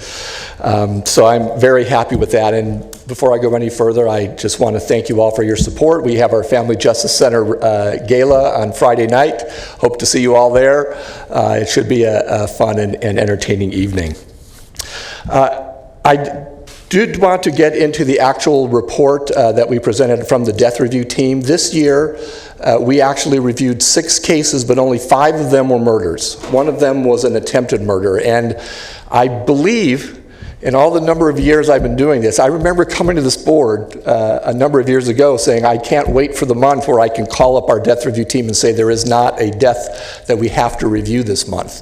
And I'd never been able to make that call. I was actually able to make that call this year. Unfortunately, I can't say that that means that we have fewer homicides trending down, because the way that the cases become available to us on the death review team is when the cases are finished with their court process. So there has to be a guilty verdict or a not guilty verdict, but the court case has to be closed before we can review it. So there were a number of cases that were still in the court system waiting to be adjudicated that we will be able to review when we start up next month. So I can't actually say that it means that we've had a great reduction in the number of homicides. Some of it is just that the court process has slowed down a little bit. And that was one of the issues that we addressed in our report and our findings, which I'll get to in a minute. You'll notice that and I also want to give my thanks to every member of our domestic violence death review team, because we gave them the option of saying, look, since we don't have a death, we could take the month off, or we could look at this attempted murder case, look at it, tell us if you think this would help us in being able to give positive recommendations to the board in our annual report. And they all said, yes, we think it would, so let's meet, let's do it. That shows some real dedication on the members of the team, and I really do thank every single one of them for their continued participation on the death review team. When you look at the 6 cases that we did review, one of the things that stuck out to the entire team were that there were 22 children involved in these 6 cases. Those are children that came either from the victim, from the abuser, or a combination thereof. So it kind of really, if you look at that number, it really tells you how the impact is of domestic violence. I had somebody once give the analogy of when you throw the rock into the middle of a still pond, the waves go all the way out, and they continue and continue. And in a lot of ways, domestic violence is very much like that. The waves don't just impact the victim and the abuser. There are families and children that are impacted by this. And those children and families need our help and need our support.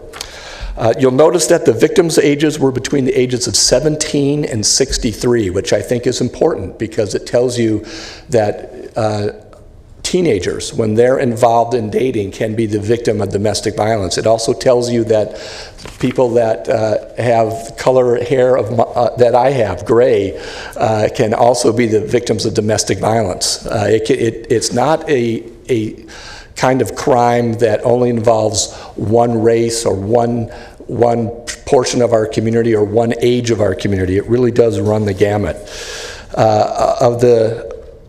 Whenever we look at these cases, we're always looking for cases to see if we could document prior abuse. We found documented prior abuse in 4 of the 6 cases that we reviewed. 5 of the 6 cases, all of them being murders, were done, 5 of the cases were done by a gun or a firearm. And we found that alcohol and drugs, or a combination thereof, impacted 3 of the 6 cases. You will also notice that we break them down by race, just to show that every race is represented in the problem of domestic violence. We had a number of findings. One of the findings was that we repeatedly see unlawful gun possession by abusers who have previously been ordered by courts not to possess guns. And These orders can come from convictions where someone is ordered not to have a firearm for a certain number of years. It can come during the arrest procedure where they are given instructions by the court, or they're given bail or let out on their ordinary recognizance with orders that they're not supposed to possess any guns. It can also come from a restraining order being served on a perpetrator. And one of the lapses in the system that we found is that the system really doesn't have a way to determine if a abuser who is not supposed to have a firearm is actually following through with that order. It's really done on the honor system, and it's something that we believe that our county needs to address. If there could be a team that worked with probation. I know that there was a small team from the Elk Road Police Department a number of years ago that did have a team that was working on this. And if we could coordinate a team like that and connect it with especially the people that are going through the court system, because one of the lethality factors that has been documented is that when you're going through the court system, the likelihood of another more violent event goes up. We believe that this could actually save lives. The second finding that we have for the death review team is what I was addressing earlier, is about the number of actual cases. One of the things that I have been frustrated with, and a number of our team members have been frustrated with, is we've never been able to give the board an exact number of how many domestic violence deaths have happened annually in the county, because we don't review them as they come in. We wait until the judicial process is over. So we are proposing now that, coordinated with the coroner and every law enforcement agency in town, that by the 30th day of January, that the coroner report to the lead supervisor of the DA's office, who runs the domestic violence death review team meeting most of the time, to report every domestic violence related death that they had in the county, and then also have every homicide sergeant in every law enforcement agency report that number, so that we can verify that the numbers are accurate, and then include that number in our report, so that not only our team but also you as a board will know if we are trending up or trending down in the number of domestic violence homicides that we have yearly in the county. Could we just ask a quick question? Natali? Yeah, will you do some catch up though? So, because trending back, since you haven't been able to give that to us, and recognizing some of these cases have take a lengthy period of time to be adjudicated, will you be able to go back and catch up for the last 18 years and to actually have that data and to show it, and then as you mark it each year with the, the more timely input, keep that running tally? Will you be able to do that? I have inquired by law enforcement as to whether they keep those records, and I've gotten some answers that seem positive, but I'm just not sure how many years we can go back. So you might go back capture 5 or 10, you probably might not catch 15 or 18. I just was curious because, again, as you track it, looking, and you've looked at all these cases this team has now for all these many years, it would seem to me if you could get the tally and begin to show whatever those trends are. Yeah. Okay, thanks. Yeah. We are going to make our best efforts to do that. And then thirdly, we noted that and really this goes back to case number 2 that's listed on the cases as they're broken down in the graphs. Just what kind of impact not only does domestic violence have on the abuser, or a domestic violence homicide can have on the abuser or the victim or even their children, but there is a community health problem when it comes to domestic violence that goes beyond just that individual relationship and family. If you look at the statistics of people that are mass murderers in this country, most of them have a documented history of domestic violence in their family. Most of them have a documented history of strangulation in their family. That was something that I was not aware of until last year. So there's all sorts of trauma that is going on that people are not dealing with, and a lot of it can be connected back to violence that is in somebody's home. I know that my former boss, Jen Scully, used to say that, if you can solve violence in the home, you can solve violence in the community. Can I ask you a question just to back up a little bit? You said strangulation. was the most common form of abuse. Did I understand that correctly? No, but for people that are mass murderers and people that actually also kill or shoot at police officers, they oftentimes have documented histories of domestic violence and strangulation. That they perpetrated the strangulation, or they themselves were strangled? No, they perpetrated strangulation. What do you make of that?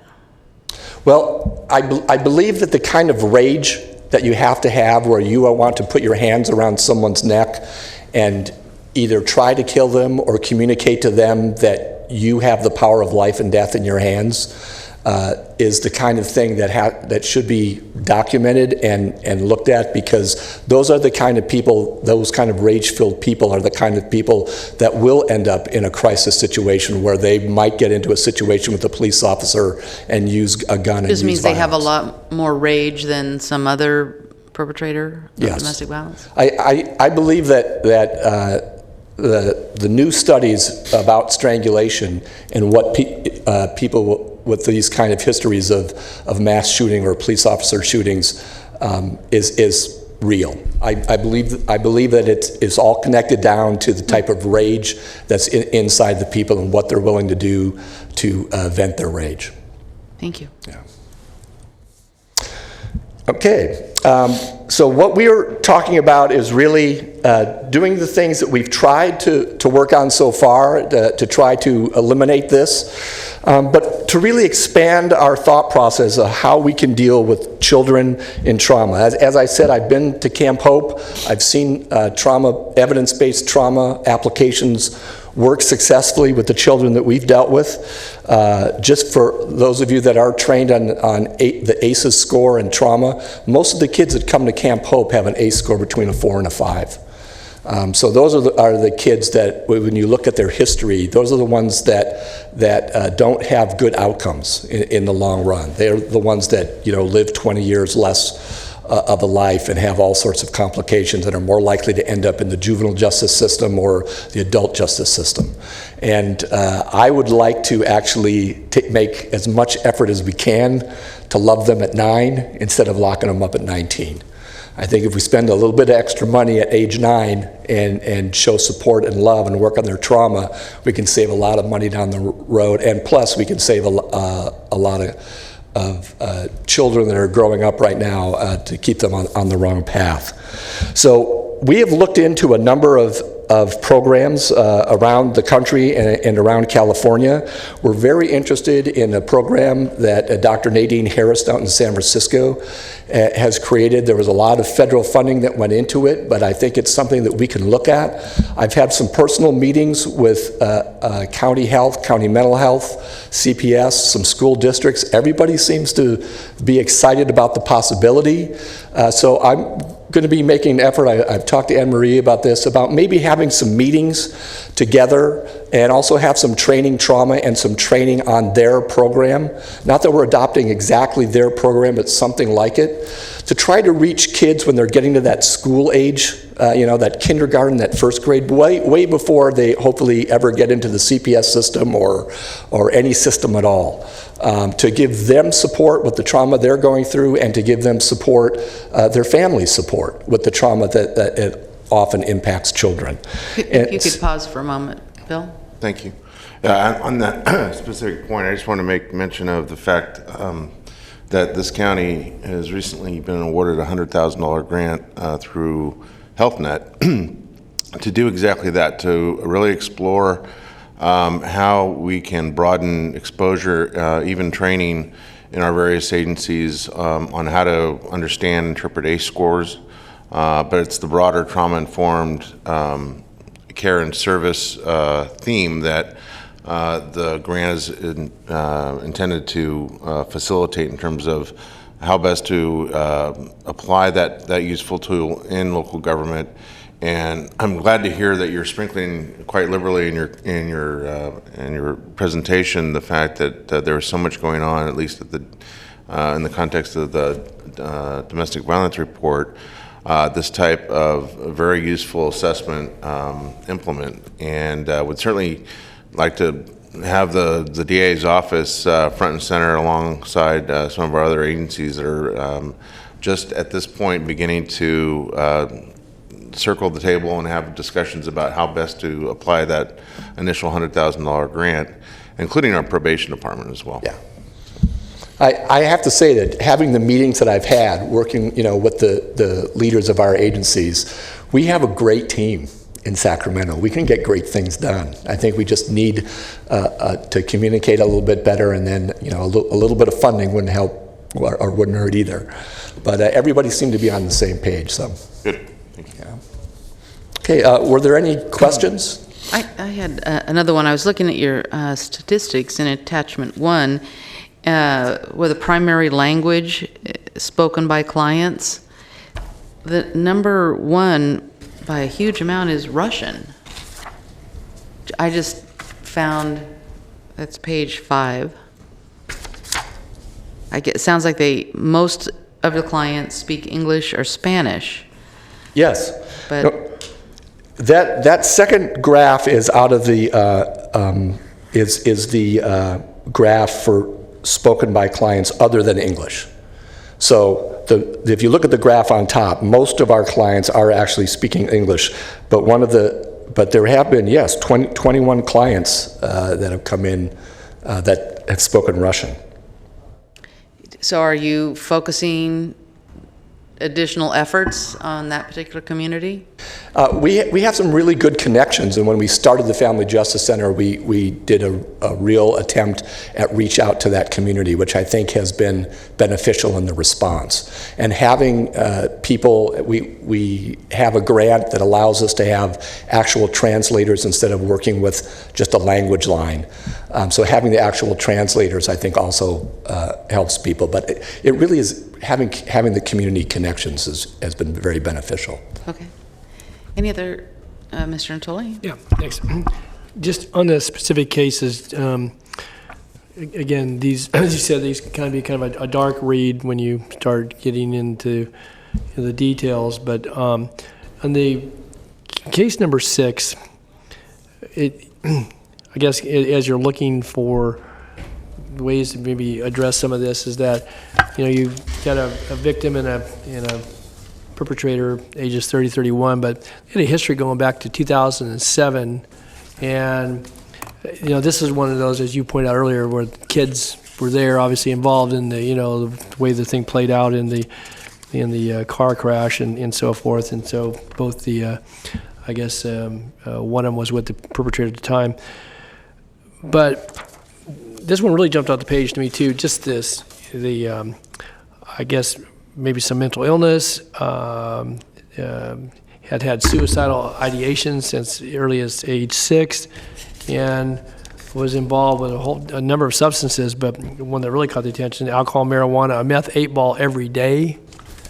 Again, not that this was known to law enforcement until after this tragic incident occurred. I'm guessing, Paul, just as a team reviewed this and so forth, a lot of it draws back to certainly, maybe some mental illness very early on in the childhood, but by the time he's 30 years old, he's now got a homicide, and as you said, you got kids that are affected by the trauma that goes with all that. One was physically injured. I was curious, any other takeaways? Again, I look at this as somebody reading this chart, and you folks review this, unfortunately, on a regular basis, but is there anything else that maybe could have been done along the way? Because there was 11 years or 10 years in between the time that a first incident when an arrest occurred, and similar situation. I guess there was a crash vehicle there too, when actually some bad things really happened in 2017. So I guess any other takeaways on this? Obviously, this is the chart that you report out, but that one caught my attention. Yeah. Every single one of these cases is a tragedy, but that one does stick out. And part of it is because the children are present, but part of it is because of the history. And when you see a history like that, you think there are so many opportunities for intervention that could have been positive. So when we look at a case like that, what we're looking at is what kind of contact was there, and when we had that contact, where did we make any inroads at all, or were they successful at all?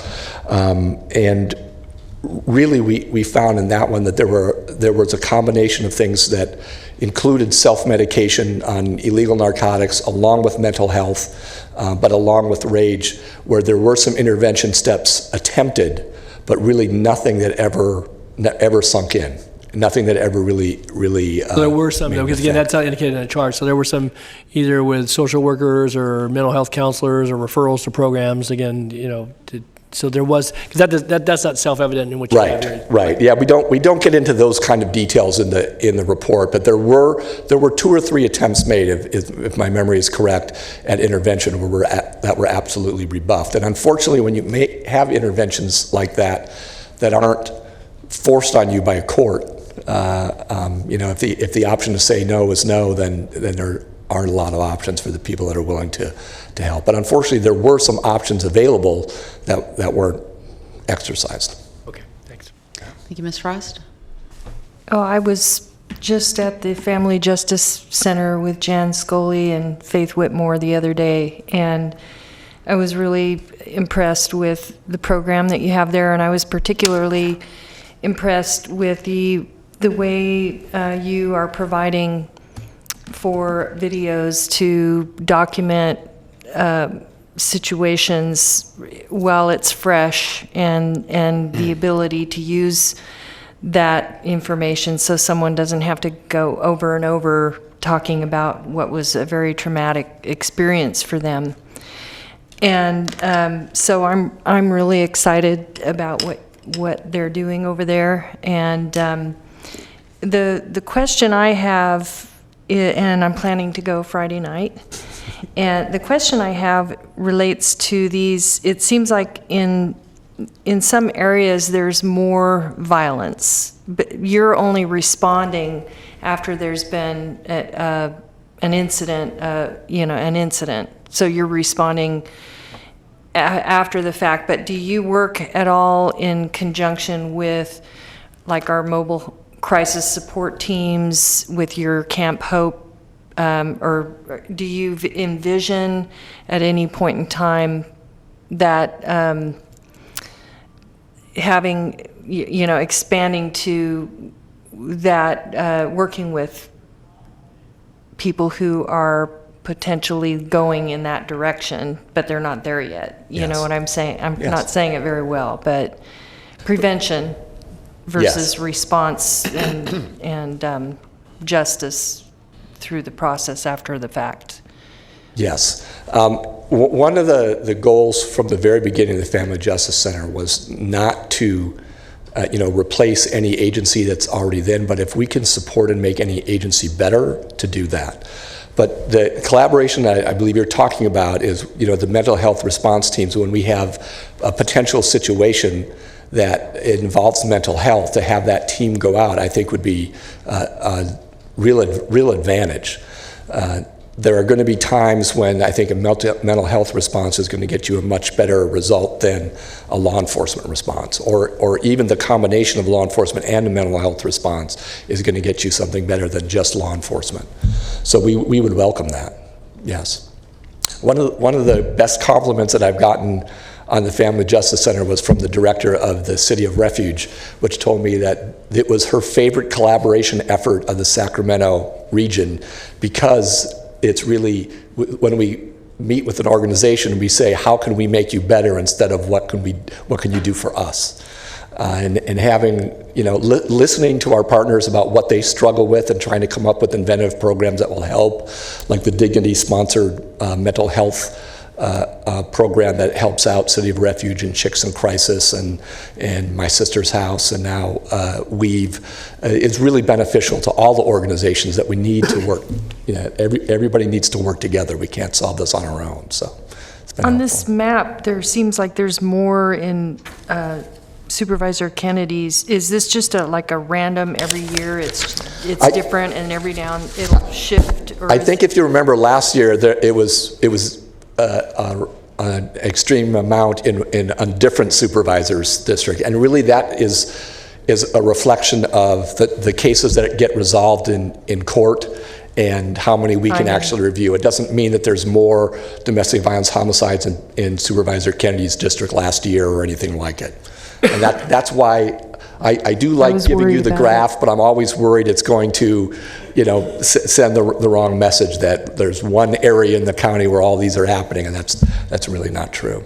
I'm hoping by having the actual number next year that we're going to be able to get locations and be able to give you a map to show you exactly where they are every year annually in the county. Thanks. Thank you. Any further questions? No, Sandy, did you want to introduce the members of your team that are here? Oh, certainly. We have my former boss and head of our board of the Family Justice Center, Jan Scully. We have our new legal director, Tony Manzanetti. I just looked at him on Manzanetti. Joyce Ballou, who is our service director at the Family Justice Center, who does an amazing job. Amazing job. And Jessica is a weave advocate who's embedded with the Elk Grove Police Department. Oh. And she also does a fantastic job at educating officers about trauma and response and how to deal with victims. Okay, thank you.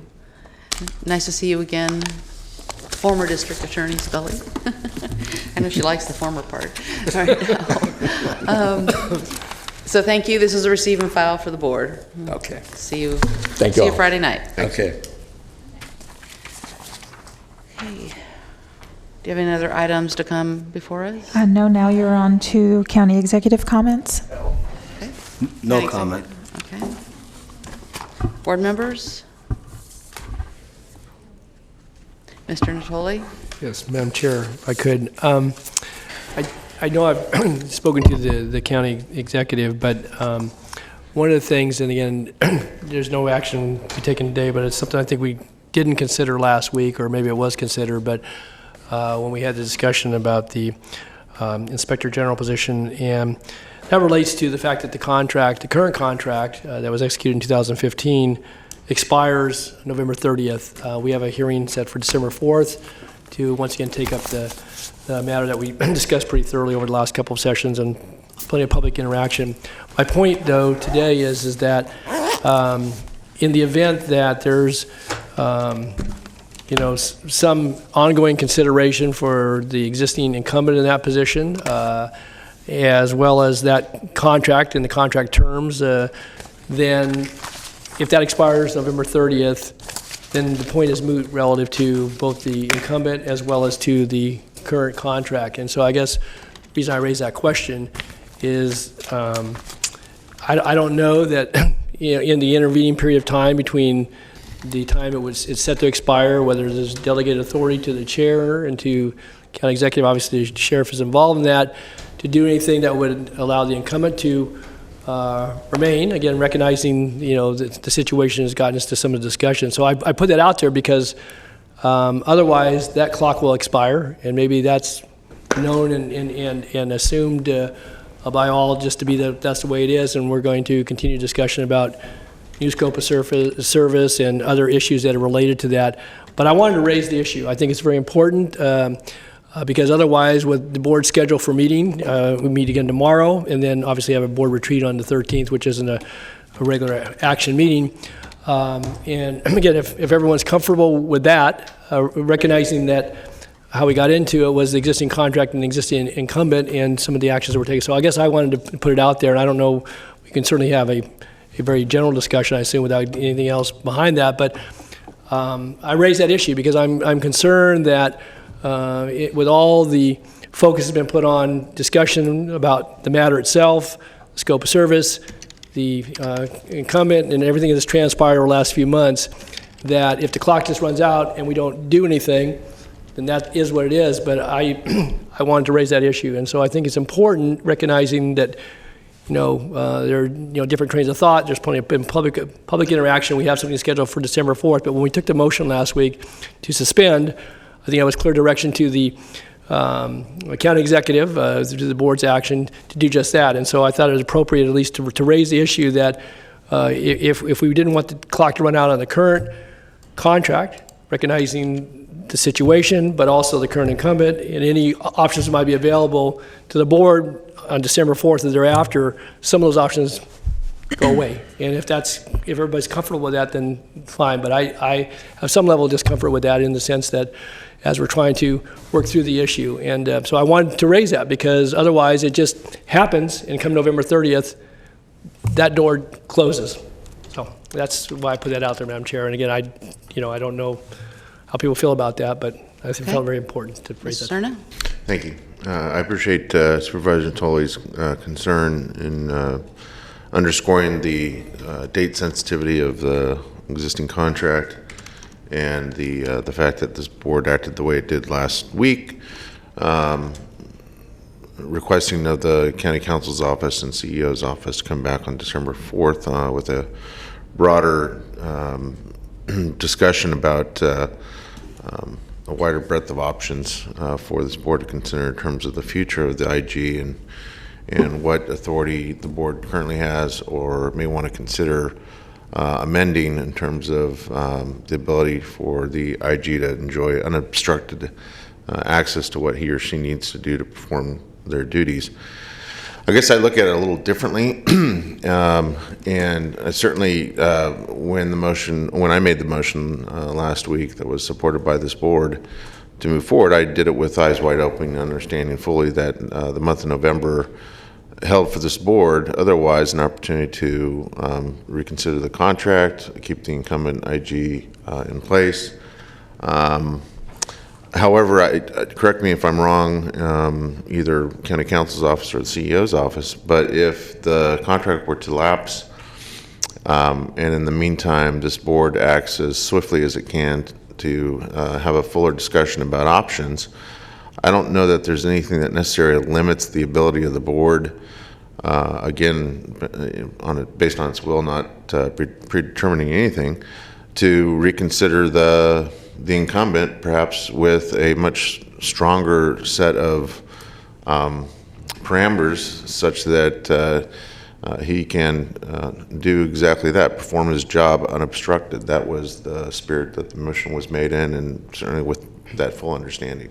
Phil, I know you folks were weighing, but my understanding is I've asked a question about whether if the current contract expires, whether we have the latitude, and again, I haven't seen any legal advice on it, but what's been channeled back to me through my question has been that when it's over, it's over. You got to go out to an RFP. Now, if that's not the case, if we have those options based upon what you said and what we might deliberate on December 4th, then that's, I certainly would have a higher level of confidence, but that's not what I was getting back. And so I think to your question, I'd like to hear from Nav or Robin, recognizing, you don't want to go too deep here, but if in fact,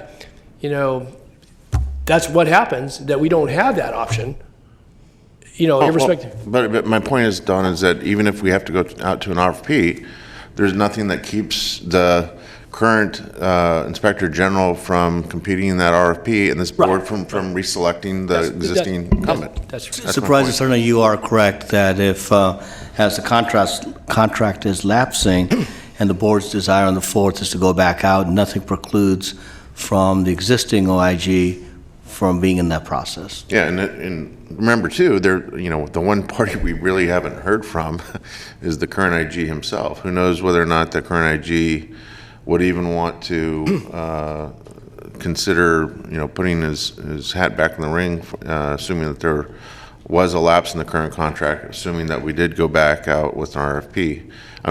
Maybe he is interested, maybe he isn't, I don't know. But that would be decided if he just wanted to respond to the RFP. I mean, correct. You would know then. Exactly. And the problem I have with that, Don, is an RFP, we'd all have to agree on the scope, I think, and then you put it out, and then we're in May. It's just, or maybe April, I'm not sure, but if I could just offer one other thought, and again, certainly, Robin, if we get too far with the conversation, but I just wanted to offer a thought, and again, it's all within the time frame with the clock running, and that we have, there's a current contract, and again, is certainly Supervisor Cerna, the chair of that year, and the sheriff at the time, and recognizing all that has transpired, but those were agreed upon terms. We renewed that in 2017. We'd have the ability, again, assuming that there was a willingness or interest by the the IG, who's our IG, up and through November 30th, and there was under the terms of that contract, recognizing that we've spent a lot of time and we'll spend more time talking about new scope of service terms, what got us to where we are and where we want to go. But I guess that lapse of several months. I mean, if the contract was for whatever downside it has, had some weaknesses. But if that was kind of what got us here, we're going to have plenty of time to talk about that, because we were talking about going for another scope of service at some point in time anyway, whatever that is, broader or narrower, or something in between. It seemed to me that we had a contract and there was and if you could, that could be at least be extended for intervening period of time while we have this ongoing discussion, the public dialogue that's very important to all of this, and get our feedback to at least bridge that over. And if not, if there's not, then we'll go without. And yet I think that it's for a couple months maybe that's not so critical. But I can still, to your point, Susan, I can see that it will be some time, and that may be entirely appropriate for where we're at. But I am concerned for that lapse. And if you could, I don't know if we could delegate authority. If we had an item where we could delegate authority to the board chair, to extend the contract for 30 days or 60 days to give us some time to continue to work on this, so we're not bare during that period of time. But maybe that's not a big enough concern. So I may have gone too far in my discussion, Madam Council, but to me, this it's important, and I guess we could agendize it to at least have that conversation about what happens between now and whenever. We'd have to agendize it for tomorrow. Ms. Frost?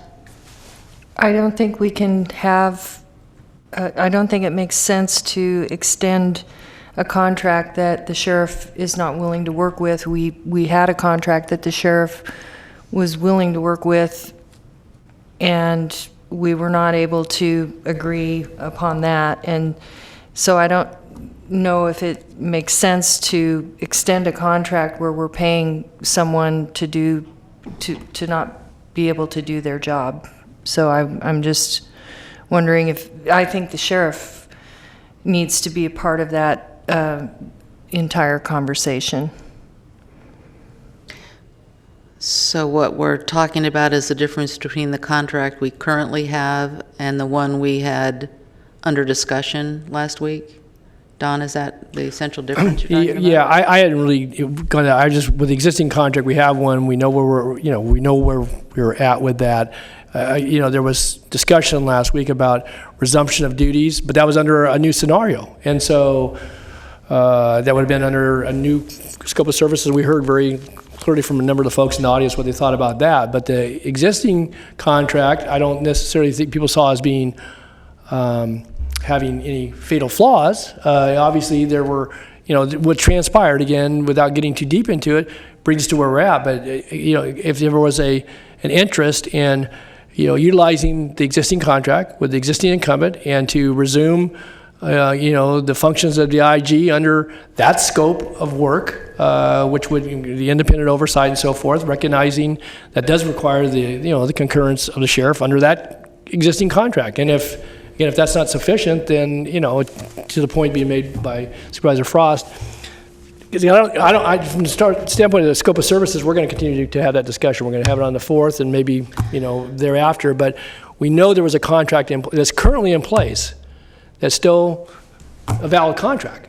That, again, if there's a willingness and a desire to resume, recognizing, what got us to where we're at, but to open the doors, to have access again and so forth, and then we work through the other aspects of this. But Or we adopt the addendum or the new scope until, and for 1 year while we discuss any potential changes that we might want to have to that. Then we have somebody in place. So at the moment, our unagendized discussion is over something that is currently scheduled for December 4th. Right. And there was unanimous vote contemplating a contract that's end date was November 30th to schedule a discussion for next steps on ending November 30th for discussion for December 4th. So on December 4th, as currently scheduled, we could include in that temporary measures such as the chair is proposing to seek out. We could have the parties discuss whether there's mutual agreement possible for a short-term continuation of that contract.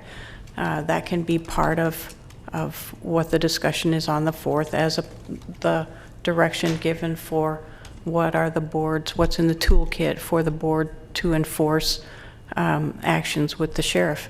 If something other than that is contemplated, staff is here for direction if you want a different discussion on November 30th, but at this point, that contract is coming to its natural end. What's the continuation, though? I just need to know that then. So we're going to be back in 3 days after it expires. And if we got to the point you just described, or working through it with all the input we're going to get, we could actually continue the contract. It wouldn't be continued, but it could be a new contract on similar terms or shorter terms instead of a 4-year term as proposed. It could be a. But do you require to go to RFP? I guess do you have to go out to that whole, or are you able to do something in the intervening period of time if the board gave direction? Do we have that latitude? I guess to answer that question. We could have. We could certainly talk about interim measures, some kind of short-term solution if you want, if the pleasure of the board is to seek a full review with RFP who's out there. And again, we don't know if the other side of that right. contract is willing. I think you're beginning to violate your own warning. I know. So again, if you want something calendared sooner than December 4th, we could certainly put something on November 30th. May I ask why we couldn't do it tomorrow if we're reconsidering the motion and due to the urgent nature of the situation of the contract expiring, and I think in the heat of the moment that maybe we all didn't realize that we were going past the term of the expiry of the contract. How do you do it without a 72-hour notice? I think under an urgency reconsideration, you're okay on that. Whether this is in fact an urgency or an oversight, the 30th might be more prudent just in terms of the 72-hour noticing. The contract will certainly be in place between tomorrow and the 30th. Ms. Frost? Do we even know if the IG wants to continue? Because in my conversation with him, I had the impression he was done with the county. Well, personally, I don't think that's, because I'm interested in moving ahead with the new contract. I don't know that that's relevant. He has never said anything, so we don't know. Well, he might not be willing to enter into the argument.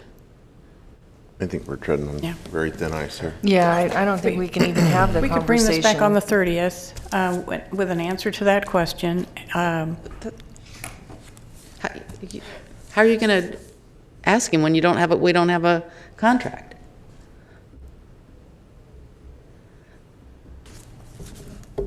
I guess the question is that we don't have a date. We don't have a board date for November 30th. I think, Robin, what you're getting at is, does the board want to have a meeting on November 30th and agendize with the 72 hours and everything that County Council just said? I think we should just meet on December 4. But the point Mr. Natoli is making is then that the contract is finished on November 30th, and the contract is out of date and over with, and so we'd be starting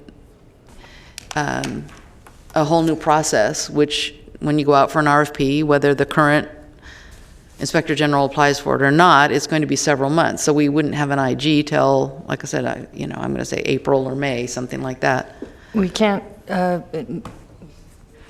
without having that conversation with the sheriff, we're basically hiring an IG who's limited on what he can do. So it seems like the sheriff has to be part of the conversation. Oh, of course, of course. My suggestion would be, we have an item for December 4th. We have We do have a retreat on the 13th. Why don't you let me look at this tomorrow and bring to you on the 13th some suggestions? The 13th of what? November. Next November, week. we have a board retreat. Oh, the board retreat. Oh. Between now and the board retreat, if there's something. Why can't you bring it tomorrow? It's not the type of an urgency that would warrant an emergency agenda item, just because it's been before you with that expiration date. But staff can work together for some kind of, if we need to agendize something on the 13th, we certainly could. We'd work with the chair on that.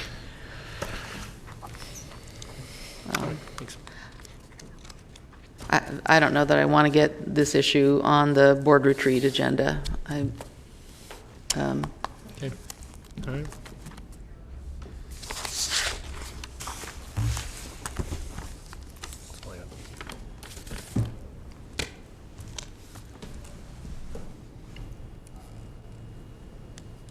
So?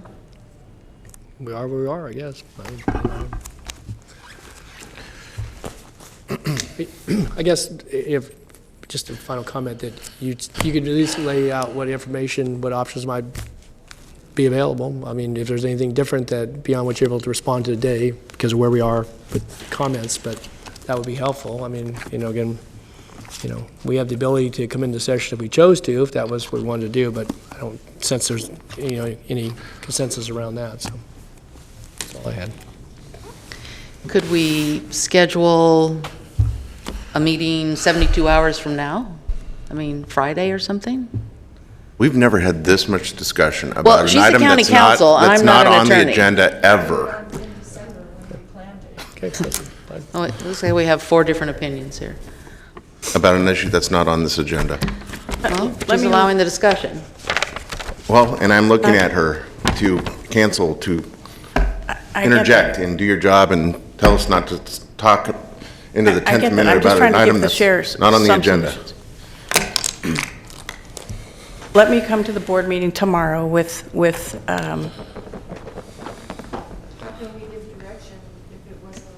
The agenda. right, we don't have it on the agenda, so. I think we should just meet in December. Let me work with the chair on what possible choices there are for putting something on the agenda at an opportune time, whether it's 72 hours from today or whether it's some other available date in November. Okay, so what we're just talking about is finding a date, if possible, before the end of November. If that's your request, yes. Okay. Nobody's looking at me, so I don't know if that's... I'm just weighing out. What'd you say, Don? No, I was just weighing out what was being said here. I just left. Okay. Bring something tomorrow. For what? For possible meeting dates.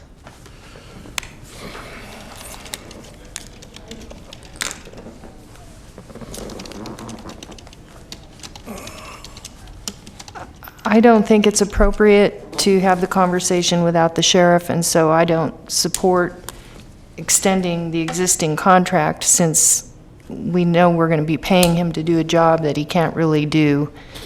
It doesn't seem like a proper use of taxpayer funds, taxpayer dollars.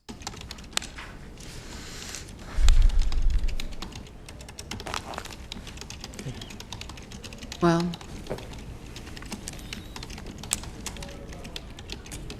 I'll move to adjourn. Second.